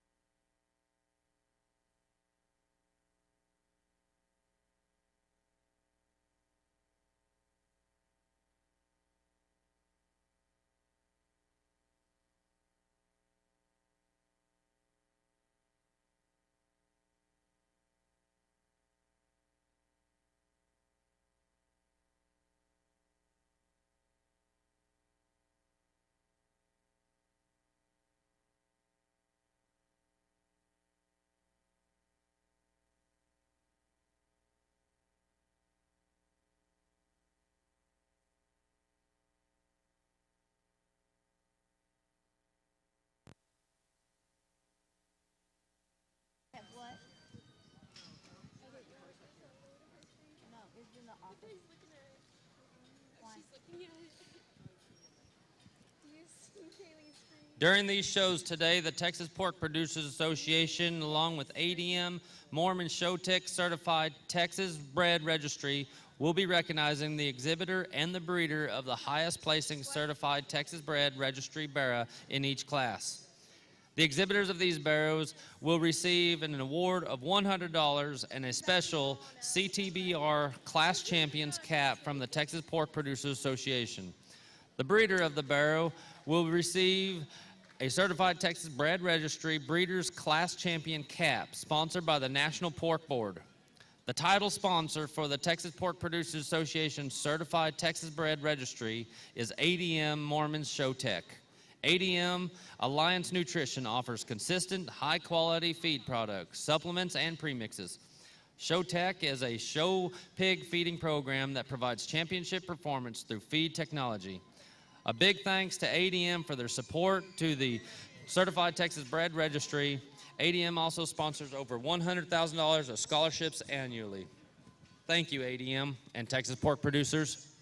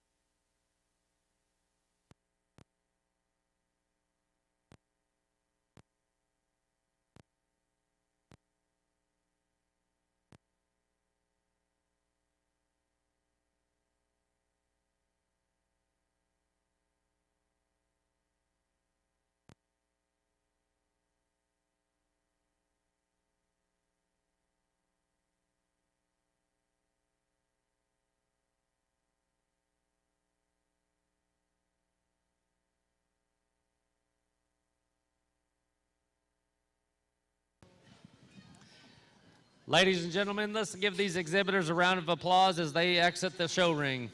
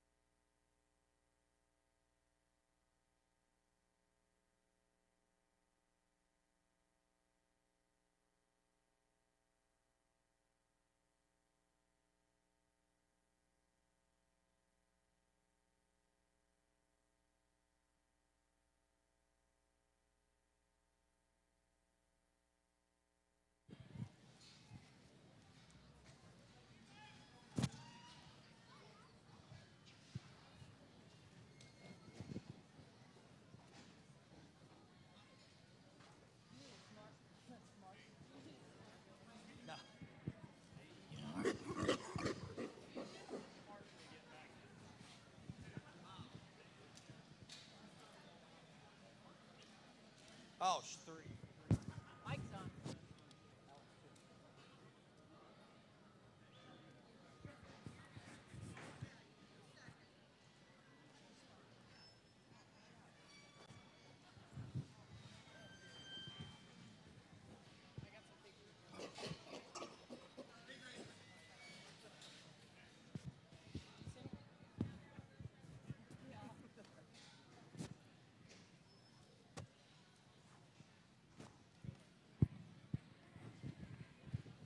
Well, man, what a really good class as we start into our Hampshires. And I think an excellent trio to go ahead and blend a mold together of kind of where we want to be, or where I want to be in terms of frame size, in terms of width, feature, and muscle. I think the Barrow that starts is one that we just got to hope they continue to come like him, or I do, from a standpoint of just where they're at. I'm sure she's just hoping that that's the best one in the belted ones, and he may be. We don't know yet, but my gosh, is he good. He maybe turns them just a little up front, but other than that, there's a tremendously wide back, a good look, a square hip, a beautiful hip and hind leg assembly as he gets out and drives. Big, square, even toes going away from you. A Barrow that's fresh in his composition. He fits his weight right, but still looks like he can get after them whenever they come heavier. A really impressive Hampshire Barrow to start this drive. The Barrow that ends up in second, that's a Barrow that comes in, and the young man does an awesome job of just keeping his head level with his shoulder, because if he gets it too high, the Barrow gets a little sway back. And whenever we get to the side of him, that's his biggest hole. I want to strengthen him up right and behind his shoulder with more shape in his loin. I want to strengthen his lines up from the side, but I still see him coming to me and going away from me wider than what does your Barrow that's in third. A great rib cage, a sound hip and hind leg. I like that Barrow a good deal as well. I think an intriguing top pair. The one that ends up here in third, a Barrow that for me, just kind of in his working clothes out here. He's not a freaky out there anywhere one, but he's a Barrow that has big legs. He runs uphill, but still has a blade that sets back on his rib and a good knee set to allow that Barrow to function out of his hip and hind leg. I clean the inside of his joint up just a little bit, and I want to turn the upper part of that Barrow's body better just to open his top line up more, but I still see him more toned down in his condition, better in terms of his body type than what we have here in 4. This Barrow's sound and he's good in his skeleton, and truthfully, that's what keeps him up in the top 4 of them. He needs more bone. We've got to clean him up compositionally, and I want to give that Barrow more shape as you get up on top of him to catch one of those top 3 spots. But a sound, structured Barrow, that's what keeps him up there in the top end of this class. The young man did a good job again presenting him. Young man's Barrow that comes out here next, whenever you talk about big backs and rolled up shape, this one's got it. Whenever you get right up on top of him back in the sift pin, or whether you're out here with him, that Barrow pops up right in behind his shoulder with lots of loin shape. He rolls out each side of his spine and continues it going all the way down to the upper part of his hip. He flattens too much in his stifle for me. He's too narrow out through his head, and then it correlates back to a fragile hind leg and a smaller rear foot. I've got to intensify his lower skeleton and just lengthen that Barrow's hip and body out to go ahead and make him more proportional out in the ring. Young man's Barrow right here from his mid-body forward is the best one in class. Stout-headed, awesome profile, and a big wide chest and a big arm to go along with it. He's a Barrow that I nitpicked on him coming in the gate just a little bit at his knee, but where I get the most critical on him is as he turns and drives right away from me. He's really starting to plant weight on the outside of his foot. His hock will leave his framework just a bit. If that Barrow's square and he's in line with his skeleton going away from me, could be a different ball game. The Barrow that comes out next, lots of muscle, lots of product in him. His bones are fragile, and then he gets a little more jammed up front. And the longer we let the heavy muscled Barrow go, the tighter he comes off of both ends of his framework. The remaining trio will come out, and I talked just a little bit to these kids about what I changed.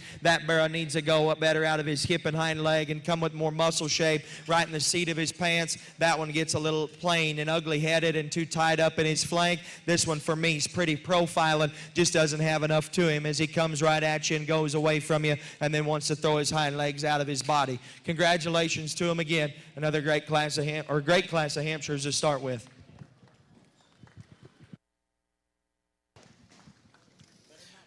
Your Class 10 Hampshire placings is first, Georgia Besner from the Dalham-Hartley County 4-H.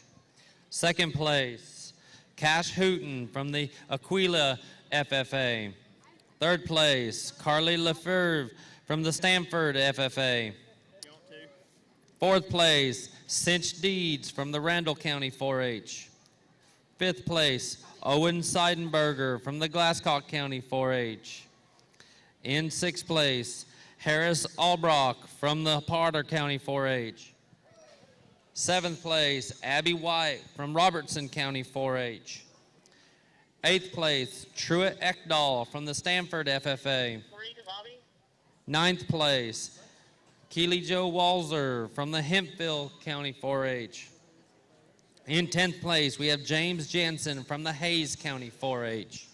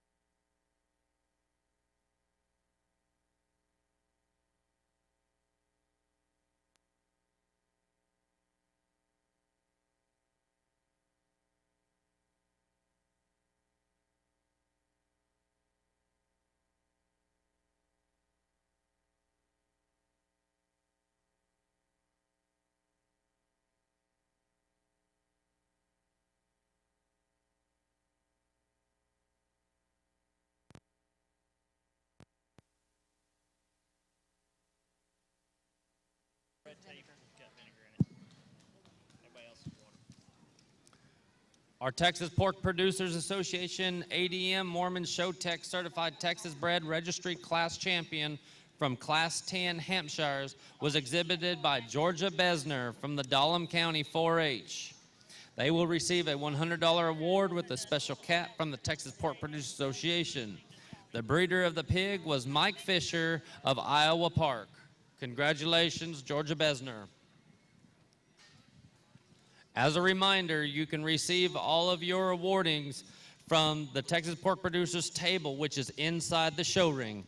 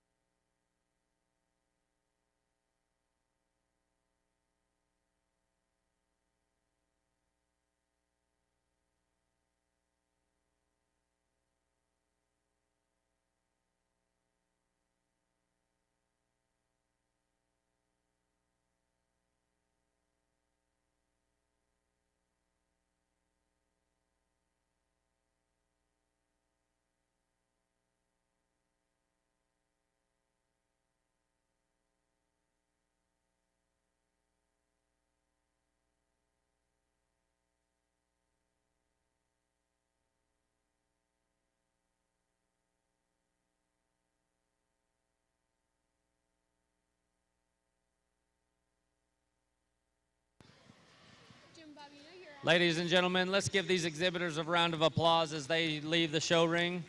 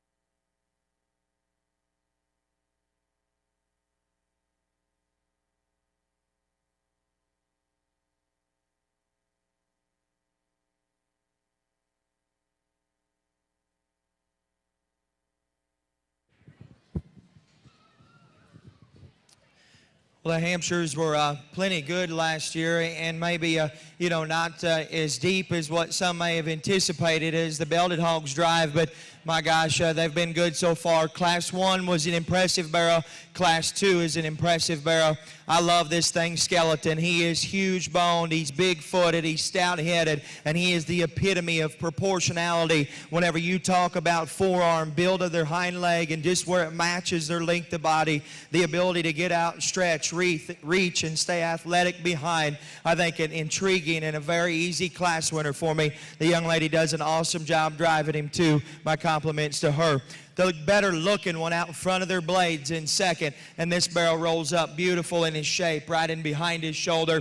He'll leave you really wide. I want to turn more shape through his lower stifle as you get off to the side of him. I want to stouten this barrow's hind leg up. As you watch him drive, he almost wants to just straighten out in his hock. He'll set down good in his rear foot. It keeps him planting and going better than what we have in the barrow that's in third. And whenever you get up on top of him and right behind him, the barrow opens up with more genuine width.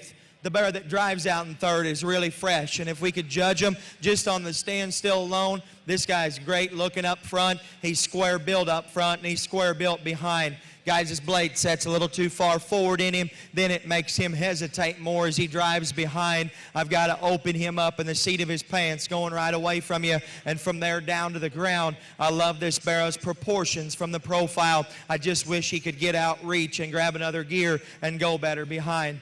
The one that comes out in fourth, I love this barrow from his midrib forward. He is the widest built one coming right to you, and yet still real slick out front. Got a tremendously wide shoulder blade in him. Whenever you take him from his loin back into his hip, he wants to deviate and dish down in his loin. He comes up in his jump muscle. It all makes him look awkward and uncoordinated out of his hip and hind leg. He is a wide, powerful beast. Whenever you get up next to him, off to the side, we've got to build his hip and hind leg better, and right there at his ham-loin junction. This barrow is stout built, really big in his arm and big in his head, and yet still a great turn to his forerib and mid-body. He gets to pushing and planting on the outside of his foot. He lets his hind leg get outside of his skeleton too much, and that barrow wants to sway down in the mid part of his back. For me, being a more moderate barrow, we just need to strengthen his lines up and then go ahead and square him up better behind. The barrow that's having a little bit of a breathing problem comes out next, and the young lady's here, but he never really gave up in his skeleton. He was just always kind of tight. He's a barrow that was too tight coming in, and then he's going to be just that much tighter leaving. That's why I didn't immediately let that barrow catch a pin. Still, though, he offers some balance from the profile and where he's at in terms of his bone work relative to his length of body. I just want to clean him up on the bottom side of his neck. I want to make that barrow have a fresher turn to his loin and get out of his hip and hind leg with more reach. Same thing with the barrow that brings the belt across the mid part of his body. This barrow is more moderate in his kind, and I don't mind that because he still offers some proportions, but he's too far down on his feet. He comes in his knee, and he's the barrow, again, that becomes the most uncoordinated behind. The remaining trio of them come out, and again, we fought some weight issues in this class, and that's what took us a little bit longer to get through it. These three catch a pin by default. These are still three very nice barrows, and the young people do a very nice job of just presenting them out here. That one needs to be stouter headed and come to you better and square up better in his hind leg, and those others two need to be sounder up front. Congratulations again to them all. Again, a great class and a very intriguing class winner. Give them a good round of applause. The placings for your Class 11 Hampshires was in first place, Abigail Albrock from Potter County 4-H. In second place, we have Davin Sockwell, Walker County 4-H. In third place, we have Cody Wolf from the Whitesboro FFA. If we can have a parent for Cody Wolf meet down in the holding area. In fourth place, we have Dylan Ingram from the Carson County 4-H. In fifth place, we have Amanda Frazier, New Braunfels FFA. Sixth place, Krista St. John, Byron Nelson FFA. Seventh place, Morgan DeBoard, Pearland FFA. In eighth place, Jackson Collier from Snyder FFA. In ninth place, Arissa Carbonera, DeWitt County 4-H. And in 10th place, we have Madeline Nichols, Sands FFA.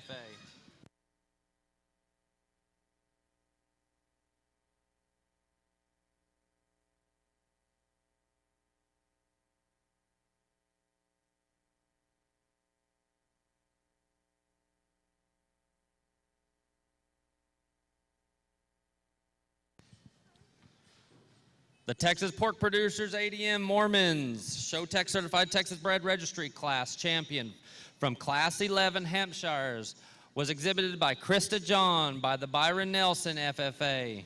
Breeder of the pig was Denny Ballou of Tahoka.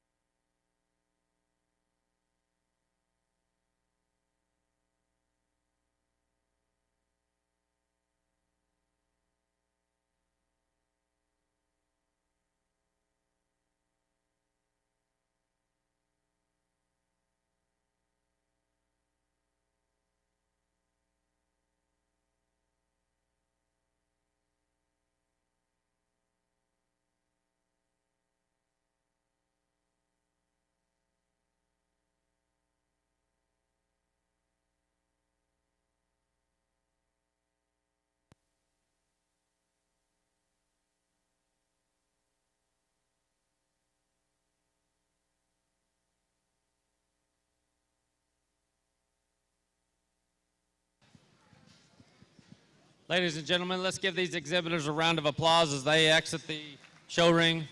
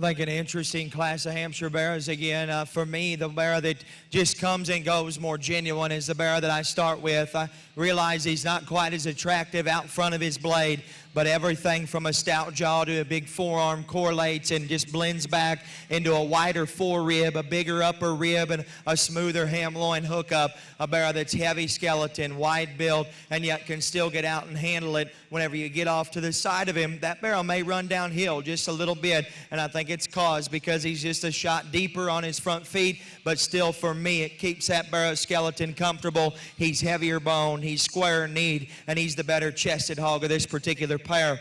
The Barrow, whenever you get right up on top of him, that's explosive in terms of loin shape, is a young lady. He's there in the pink. I love that Barrow's roll out of each side of his spine with his loin. Got a tremendously wide back, a big upper hip, and he takes it square all the way down to the ground behind. I wish the Barrow came at me that square. He comes in at his knee, he plants a little further down on his front foot, and whenever I get closer to him, I read his upper body drying, and right there in his ham loin hookup drying out too much. But he is a big muscle hog with a pretty build out front. I like his hip and hind leg. I thought those two were really good. Just a more genuine, stouter built Barrow to win this class. This one I love from the side, and this young lady dials one in to get his head up and just drive him perfect. I love him in terms of his rib cage. I like that Barrow's soundness of skeleton. He needs more bone. He needs more feature underneath all that rib, and I've just got to go ahead and change the crest of that Barrow's neck, probably pull a little physical fill out of him just to make him look more proportional, but certainly a good one there in 3. Young lady in 4's got one whenever you get up close to him, is really fresh in his loin. I love the shape out of this Barrow's blade all the way down his top, carries it all the way down through his hip, twist, and stifle. Coming right to me, he's the one that comes in at his knee. He takes his forearm and tucks it up underneath his chest further, and I want to see his hip and hind leg go with more athleticism, but a nice Barrow in the upper third of his framework. The same thing can be said about this Barrow. He's probably a little fuller in terms of his midrib and back in through his flank. He's one that needs to come to me square. I've got to make his front feet better, modify the way that he uses his hip and hind leg out here. He straightens too much in his hock and comes more upright in his rear foot. She too does a very nice job of driving that hog.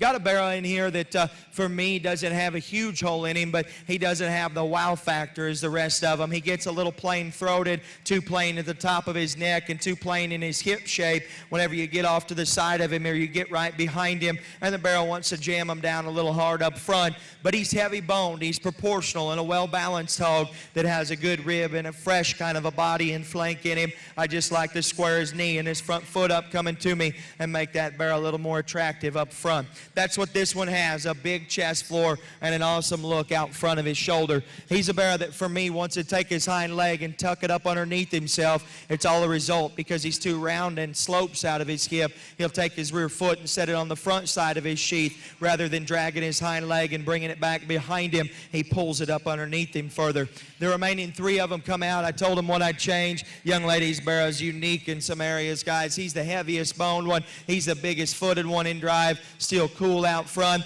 He's too down up front, and it all lends to his disadvantages in his top line. He comes apart right in behind his shoulder. Just doesn't get out here with enough comfort for me. The remaining pair of them come out good looking from the side. Not enough coming and going. Congratulations to them. Again, another awesome class to work through. Very, very nice Barrow to win this class.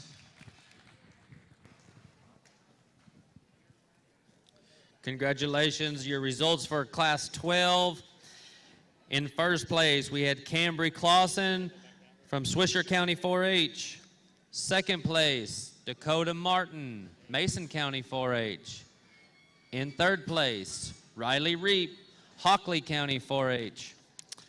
Fourth place, Molly Fluman, the Dallam-Hartley County 4-H. In fifth place, Faith Geestwood, Fredericksburg FFA. In sixth place, Samuel Rector, Bell County 4-H. Seventh place, Jaden Van Hosdel, Canyon Lake FFA. In eighth place, Aubrey Gardner, Merkel FFA. In ninth place, Jessica Hall, Alvin FFA. In 10th place, Layla Romero, Bell County 4-H. The Texas Pork Producers and ADM Mormon Show Tech Certified Texas Bred Registry Class Champion for Class 12 Hampshires was exhibited by Cambry Clausen of Swisher County 4-H. The pig breeder was Chance Waldrop of Dalhart.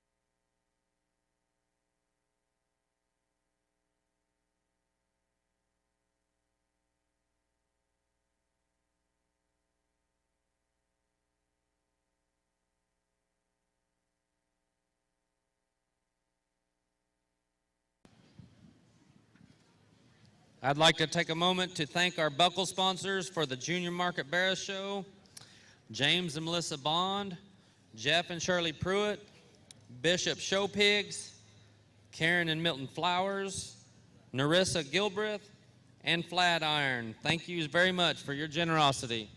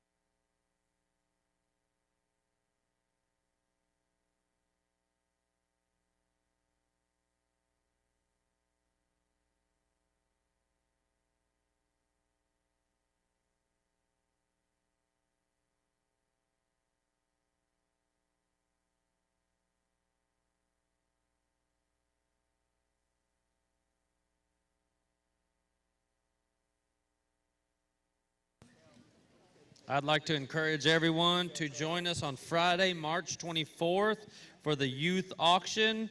This is going to be held at the Bullock Texas State History Museum.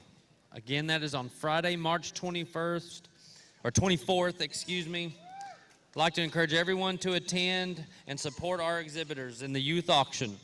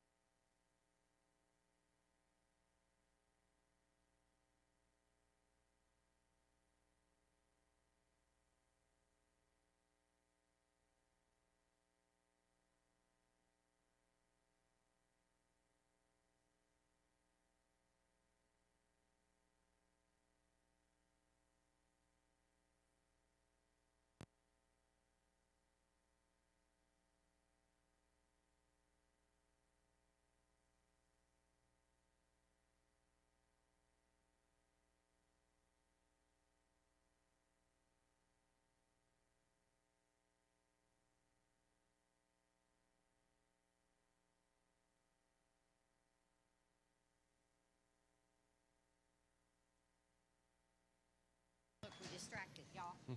Let's give these exhibitors a round of applause as they leave the show ring.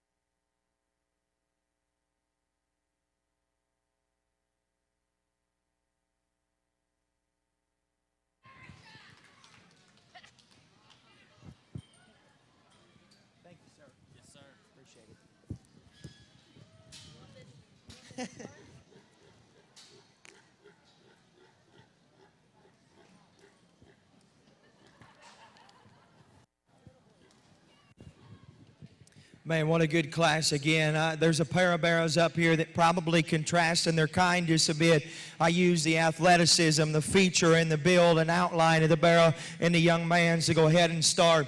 I think this barrow is better up at the top of his shoulder whenever you talk about with the blade, and yet still carries an attractive head carriage. He's good on his feet and legs. He's probably a little more dried up right through his midrib and right back into his flank than some would probably term ideal. And at times, whenever the young man's away from his side, you can see his loin deviate just a bit. But my gosh, is he an athletic, pretty, stout barrow that still has muscle and spread to burn. I think a dang good one to win this class. The really stout, moderate barrow's in 2. He probably comes at you as wide as any of them within this class, and his blade sets on the outside of a really round and wide forerib. He maintains rib shape all the way back. That barrow, for me, gets just a bit more hesitant in terms of the way that he uses his rear wheels. I want to lengthen and level that barrow's rump, see his hind leg come back further behind him whenever he plants and goes. I just want to see more authority in that barrow's hind leg and athleticism and coordination to call him a class winner,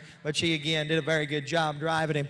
The barrow that's in 3rd's kind of a tail tucker whenever you get to studying him out of his hip, but whenever you actually study his proportions, he's the 3rd best one in this class. His forearm and his hind leg are as stout as any of them, and then out ahead of his blade, he's really a good, sharp-looking barrow, but still has some feature to his jaw. He comes out of the back of his blade with muscle shape. He carries it back to the top of his hip. I want to lengthen, level that barrow's rump just a bit. He, too, whenever he gets to driving, sets him down just a bit harder. And then whenever you get to the base of that barrow skeleton, relative to up high, he wants a funnel. And I just like to make his width more consistent. I like this barrow's look from the side. I think he's an up-headed, attractive barrow that has muscle shape. And then as he goes away from you, the same thing can be said about his hip, and he's very stable with his hip and hind leg. The barrow turns his front feet in. He's just a bit fragile in terms of his skeleton. I want to change the crest of his neck, and whenever you get up next to those top 4 barrows, not only is he the most fragile, but he's too flat in his rib. This barrel will give you a decent look at times whenever he gets his head up. He'll end up leveling his hip out and leveling his top out. The barrel has some feature underneath his rib. For me, his blade sets a little far forward on his forerib. Then as a result, he becomes a short stepping barrel that needs to get out and go better. He's too plain about the top and the bottom side of his neck. He's wrinkling a little in his loin. I want to stouten that barrow's muzzle up whenever you get right up in front of him. A nice barrel drive out here next in the front 2/3 of him. He's very ideal in terms of width. I think he's a cool looking barrel whenever he gets his tail up, and you can just study a flag-tailed barrel that proportions again and balances well from the side. He's too far down on his front feet. He's pushing his hocks as he's going away from you.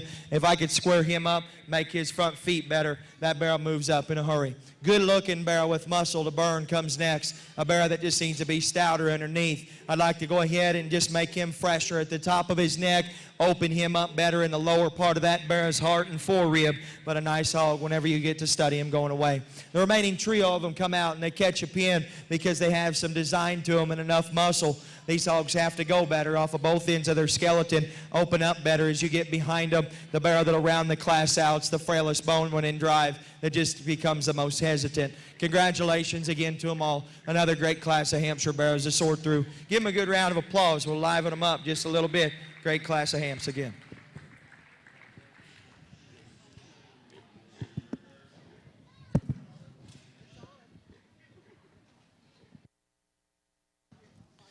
Congratulations to our Class 13 placings. In first place, we had Zach Arms from the New Home FFA. In second place, Jessica Vogel, Nocona FFA. Third place, Jordan Huffaker from Stanford FFA. Fourth place, Jontra Anderson, Perryton FFA. Fifth place, Logan Gardner, Hayes County 4-H. Sixth place, Brighton Loeffler, La Pasas FFA. Seventh place, Taylor Haley, Hamilton FFA.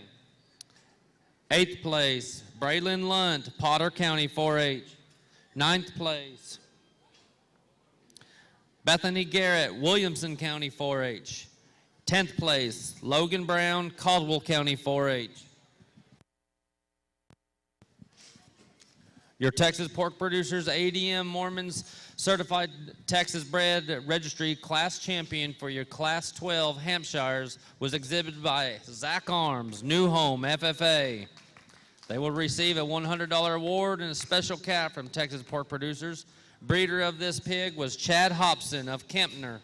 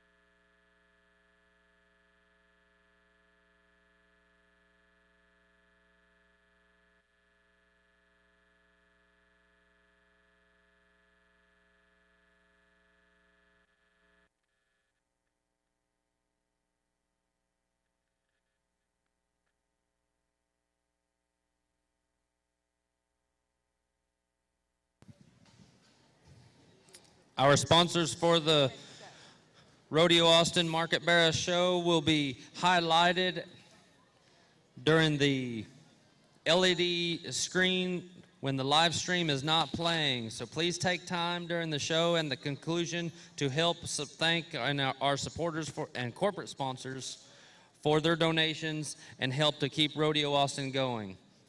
You can also catch the live feed action on the big screen presented by AFP. Thank you.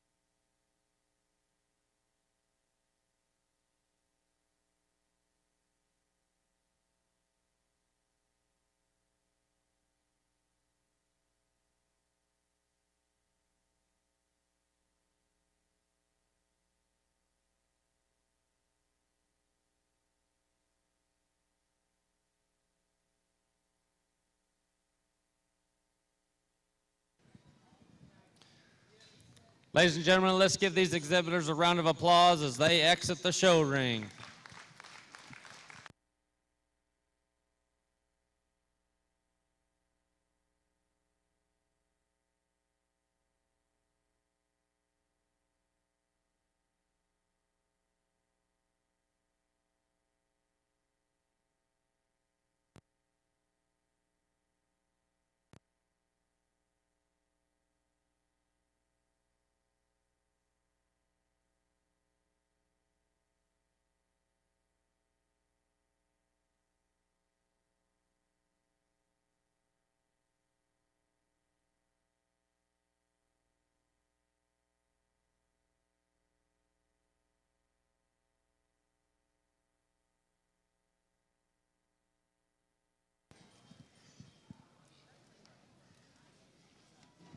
At this time, I'd like to thank our swine committee, Marie Pesch, our chair, Bob Bishop, our vice chair, Jerry and Terry Grona, Bobby Bishop, Donna Wallace, Shirley Winson, Jeff and Shirley Pruitt, Dusty Kiggins, Harold Eubanks, Nita Chompunich, Vernon Hoddy, Diane Hagan, Jeff Dodd.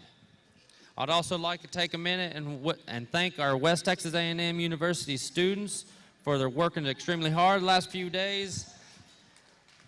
Without these students and our committee, we would not have the successful Junior Barrow show that we have today.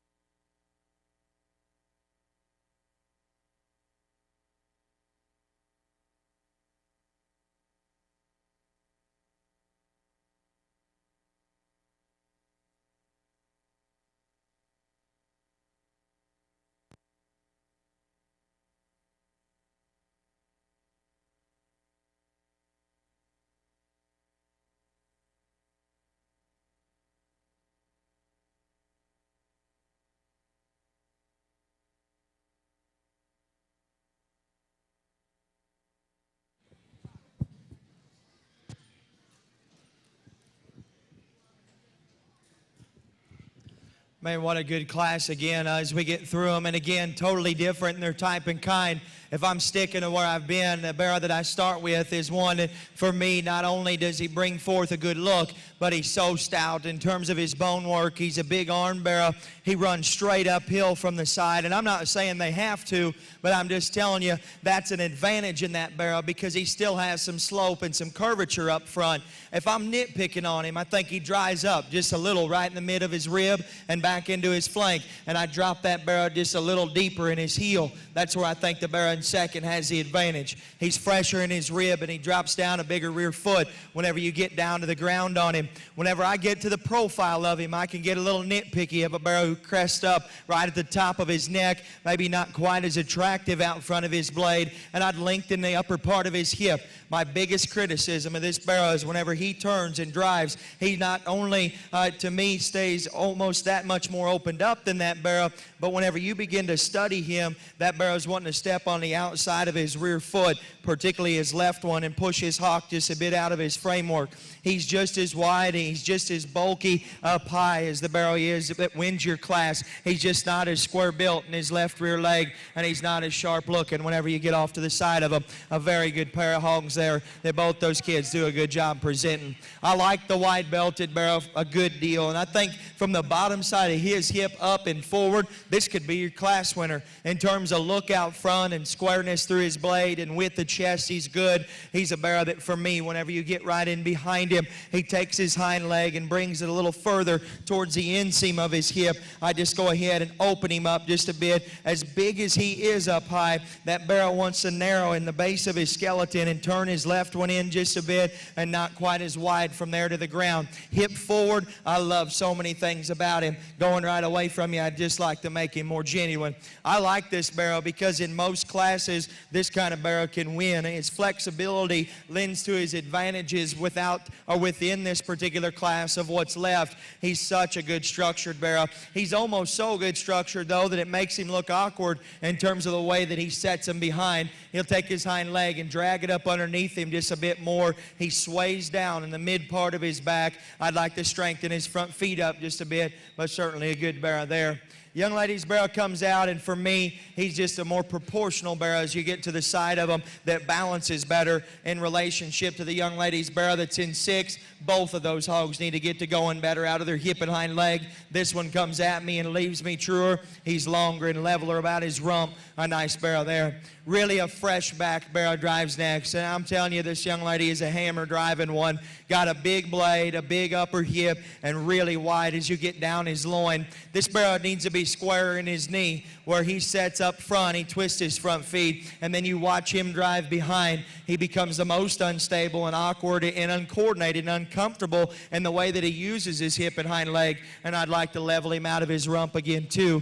And then for me, a barrow that maybe doesn't give you just quite as an attractive head up front, wanting to turn his ear there just a bit, I'd assume from the tag, but a nice barrow there. The one that comes out next, up-headed, really pretty profiling barrow with a tremendous amount of muscle shape, good designed hog that's just too flat in his rib, but up in his top, the remaining 3 of these barrows, I told him what I'd change. The young man's up front got to really screaming on him there and just didn't want to drive, got too tight off of both ends. Both these young ladies drive a nice pair of barrows that need to come and go better. I like this class a good deal. Again, a very, very intriguing class winner. Congratulations again to them all.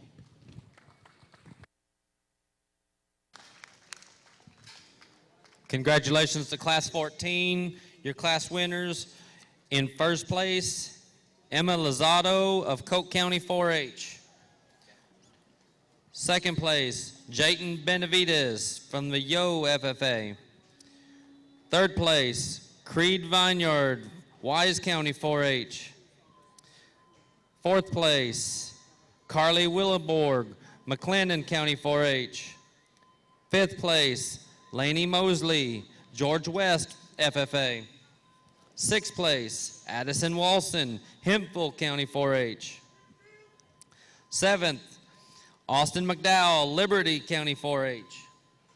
Eighth place, Trent Helms, Ballinger FFA. Ninth place, Hannah Simpson, Demet FFA. And 10th place, Dalen Wagner, Anderson Shiro FFA. Your Texas Pork Producers ADM Mormons Show Tech Texas Bred Registry Class Champion for Class 14 Hampshires was exhibited by Addison Walzer of Hempville County 4-H. The breeder of the pig was Walzer Farms, Hot Rod Genetics out of Canadian.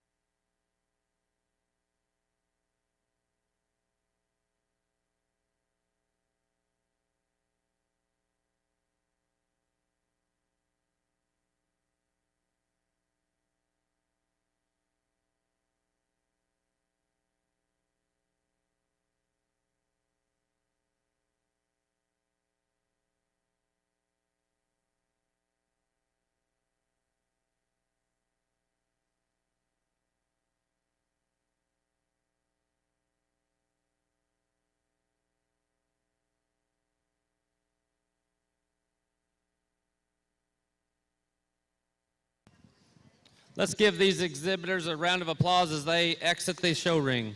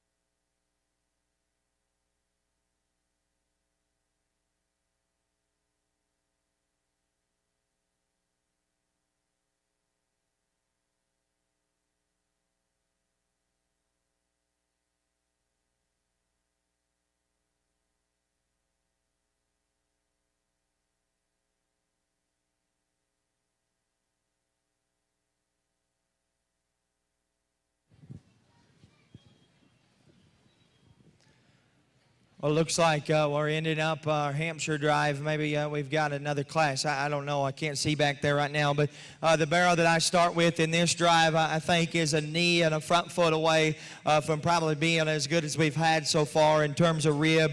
He's big backed. He's great hipped. He's good in his hind leg. He is without a doubt my class winner. Whenever I get on top of them, I take them out of their shoulder all the way down their top to the upper part of their hip and spread them that wide to the ground. That barrel is the most comfortable striding hog. I'm not saying he's perfect. I'd maybe just square his left one just a little bit as he twists in, but I still think without a doubt he's wider built than the one in third, and he's got more feature and ankle and a better knee, a better front foot than what our barrel does. It ends up coming here next. This barrel needs to be better at his knee too, and I read him maybe a little stronger on his foot, but I don't see him just quite having the flexibility up front. I think maybe a stronger pasture in his lead to a barrel that comes a little straighter in his shoulder.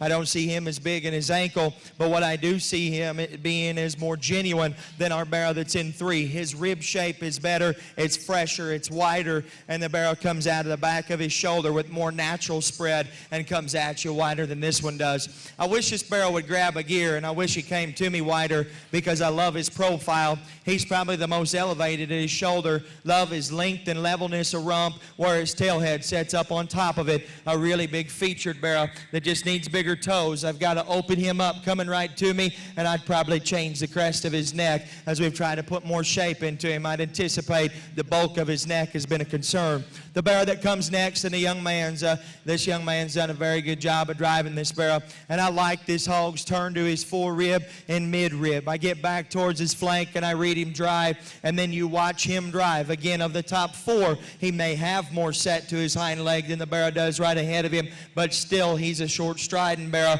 that I'd lengthen and level out of his hip. I've got to go ahead and square his front feet up coming right to me. The young man did a very appropriate job of driving that barrel. My compliments to him. The barrel that comes next, there's not a huge hole in him. I think in most respected classes you could probably build around his balance and his proportions. I like this hog coming to me. I like this barrel going away from me. I get nitpicking on his structure, and he comes upright in his blade. He may compensate it for a good front foot set to allow him to continue the drive, but he still does it a bit tighter out of his hip and rear wheel there, and then that barrel is wanting to wrinkle up over his loin. I don't read him as fresh in his shape as I get up on top of him, but certainly a nice barrel there. This barrel is intriguing. He has as much cool pieces as any of them in class. He's elevated up front, and man, is that a sweet profiling hog. I like where that barrel is at in terms of his bone and foot relative to his body condition and his body fill. Coming out of the gate and right to me, I've got to open that barrel up through his chest and square his knee up. The longer he wanted to drive, the further he'd set his front or his rear feet outside of his body. I've got to strengthen that barrel's front feet up and square him up. In the way that he drives away from me, he plants too far on the outside of his body. As we get down through the lineup again, a very nice class of Hampshire barrels. Just a few more issues structurally as you watch these hogs go behind. Congratulate them all with a good round of applause, though. Again, my compliments. That was an awesome class.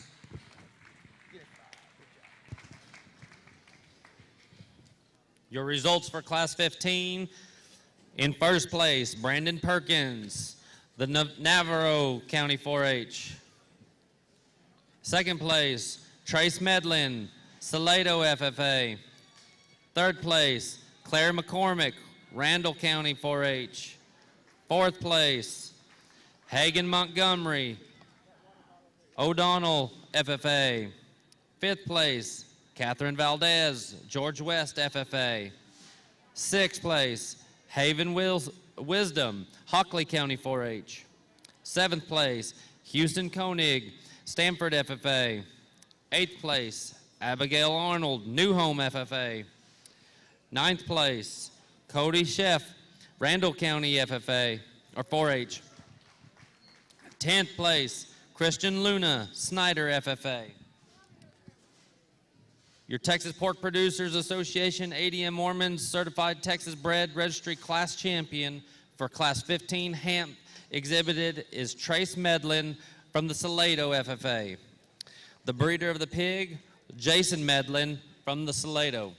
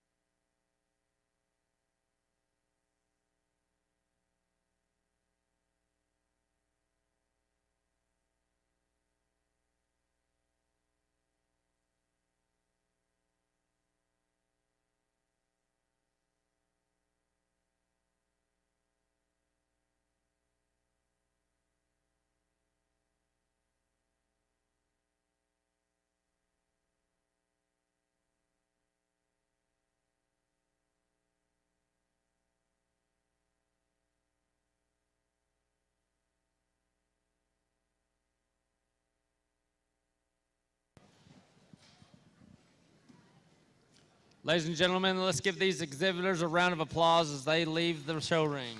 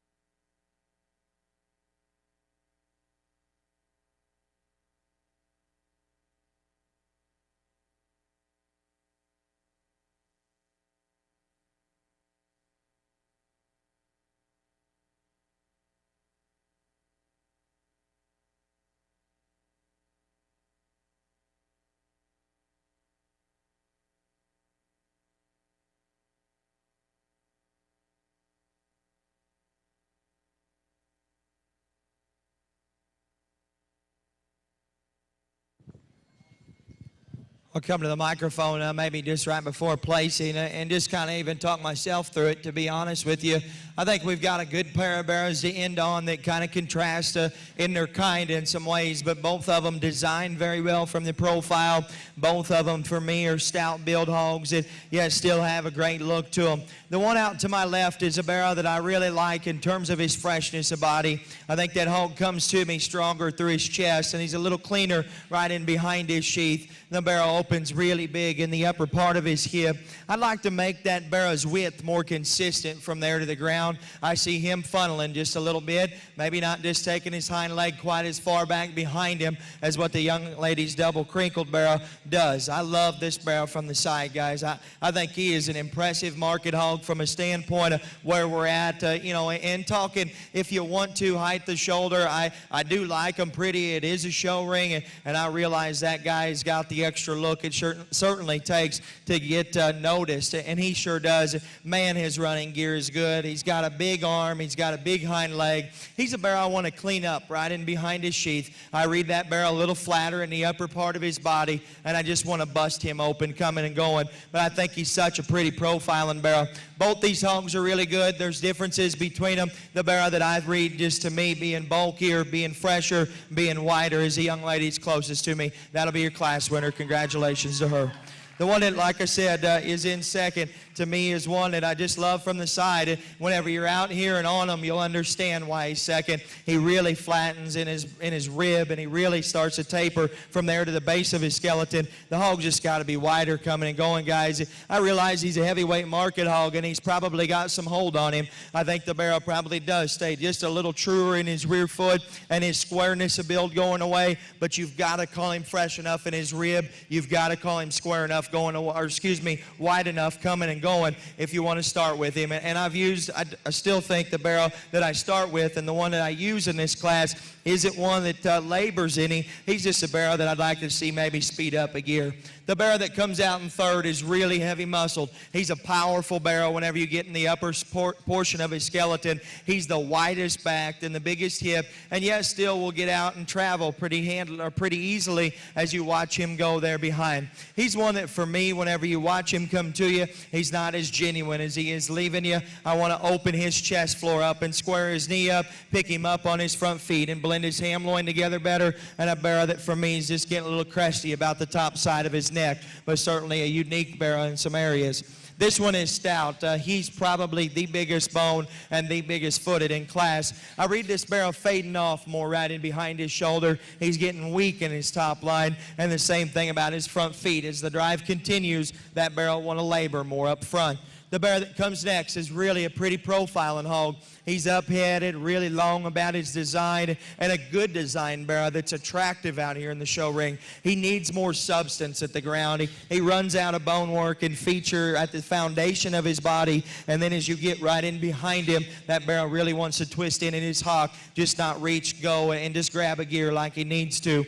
The barrow that comes out next, he too probably needs to grab more surface whenever he drives, but he is so stout and he's big in his blade. I want to freshen him right at the crest of his neck. I want to open him up right in the inseam of his hip, but still keep his hind legs square enough. The belted barrow that drives away from you is really wide and really powerful. He's just too wide at his hock going away. The remaining trio of them will come out, and I told him what I change about him. That barrow gets plenty plain up front, too down on his feet. This one gets too tight and too tied up off of both ends of his framework. And then the young lady's barrow that'll close the class, a nice design hog. Just looks like we've run out of room on him in terms of trying to fill him up and get his back shape to spread. Congratulations to him. Awesome class. I think this will be a very, very good set of Hampshire barrows to come back out. Give them a good round of applause as we close your Hampshires.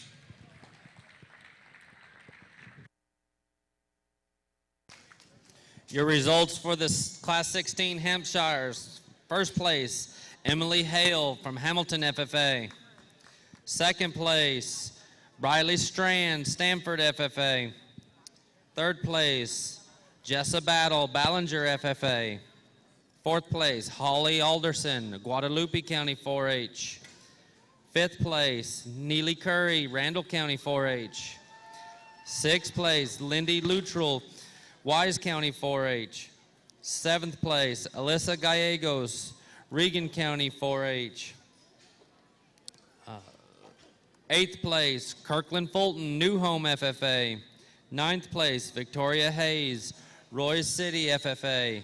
10th place, Brooke Schobert, Spur FFA.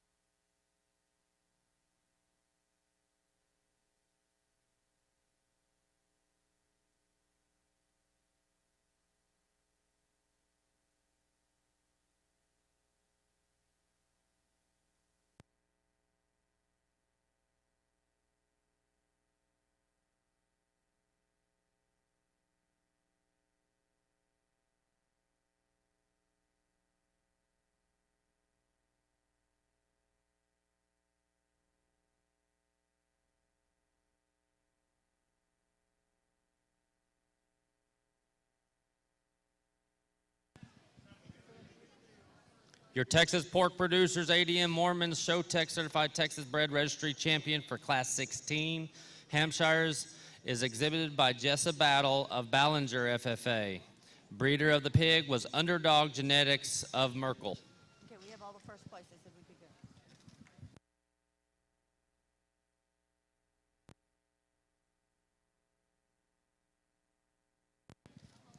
We will now move on to our breed champion of the Hampshires.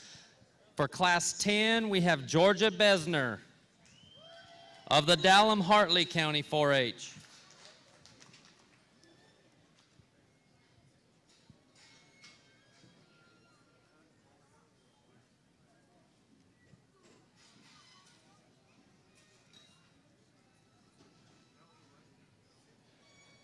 In Class 11, we have Abigail Albrock of the Potter County 4-H.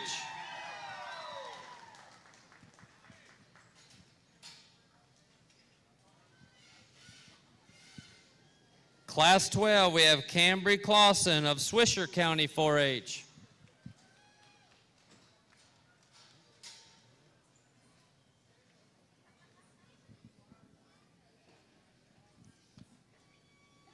Class 13, Zach Arms of the New Home FFA.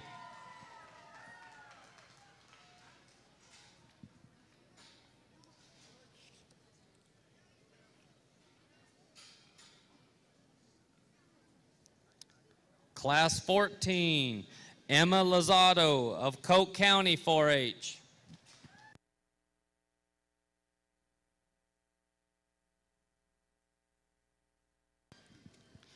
In Class 15, we have Brandon Perkins of the Navarro County 4-H.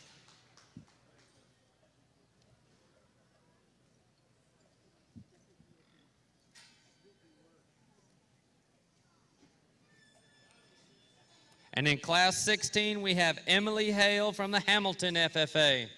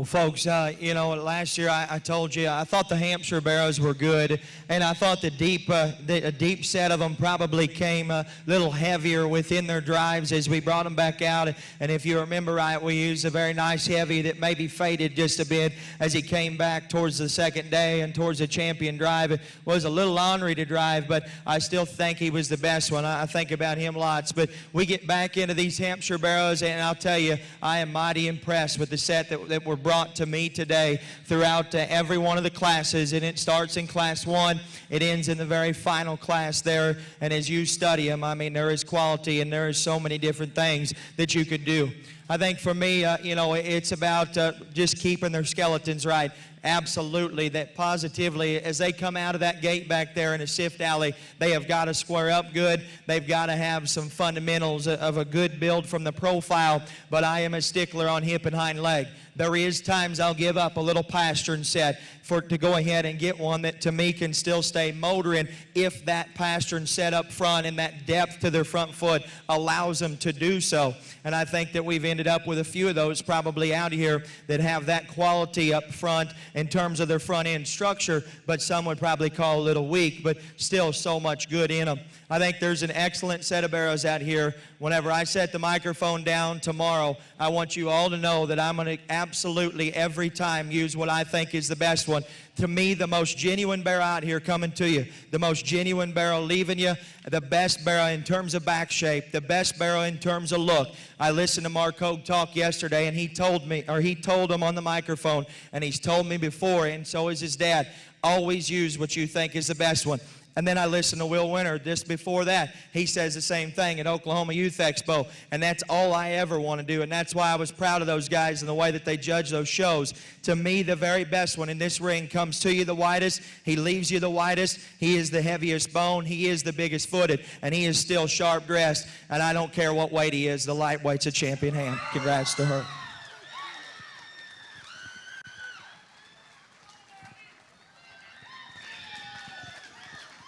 Your Hampshire breed champion goes to Georgia Besner of the Dallam-Hartley County 4-H.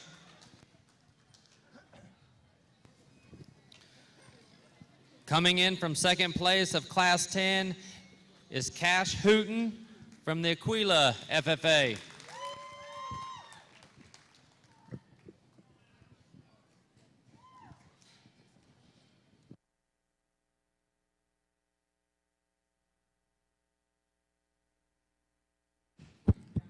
That brings in the barrow that was second in that particular class. And I talked about his rib. I talked about his flexibility and his advantages and where it lent comparatively to what we had in the rest of the drive.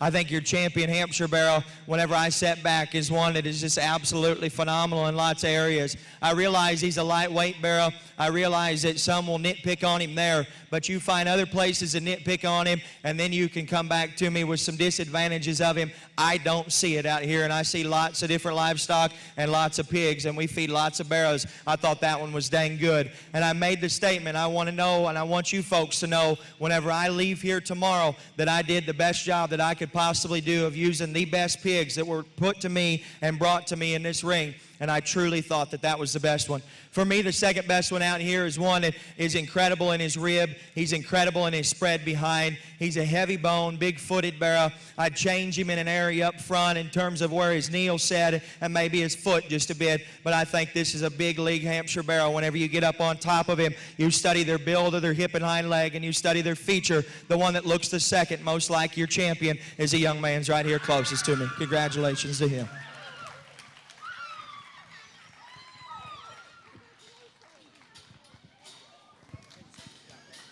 Your reserve champion, Hampshire, comes out of Class 15, Brandon Perkins of the Navarro County 4-H.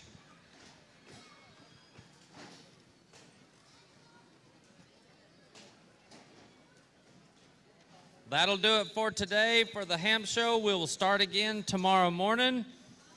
Let's give all these exhibitors a round of applause for a good day. Let's thank our judge, Miles Tenyes, for a great job, and we'll do it again tomorrow. Rodeo Austin, it was a pleasure talking to you.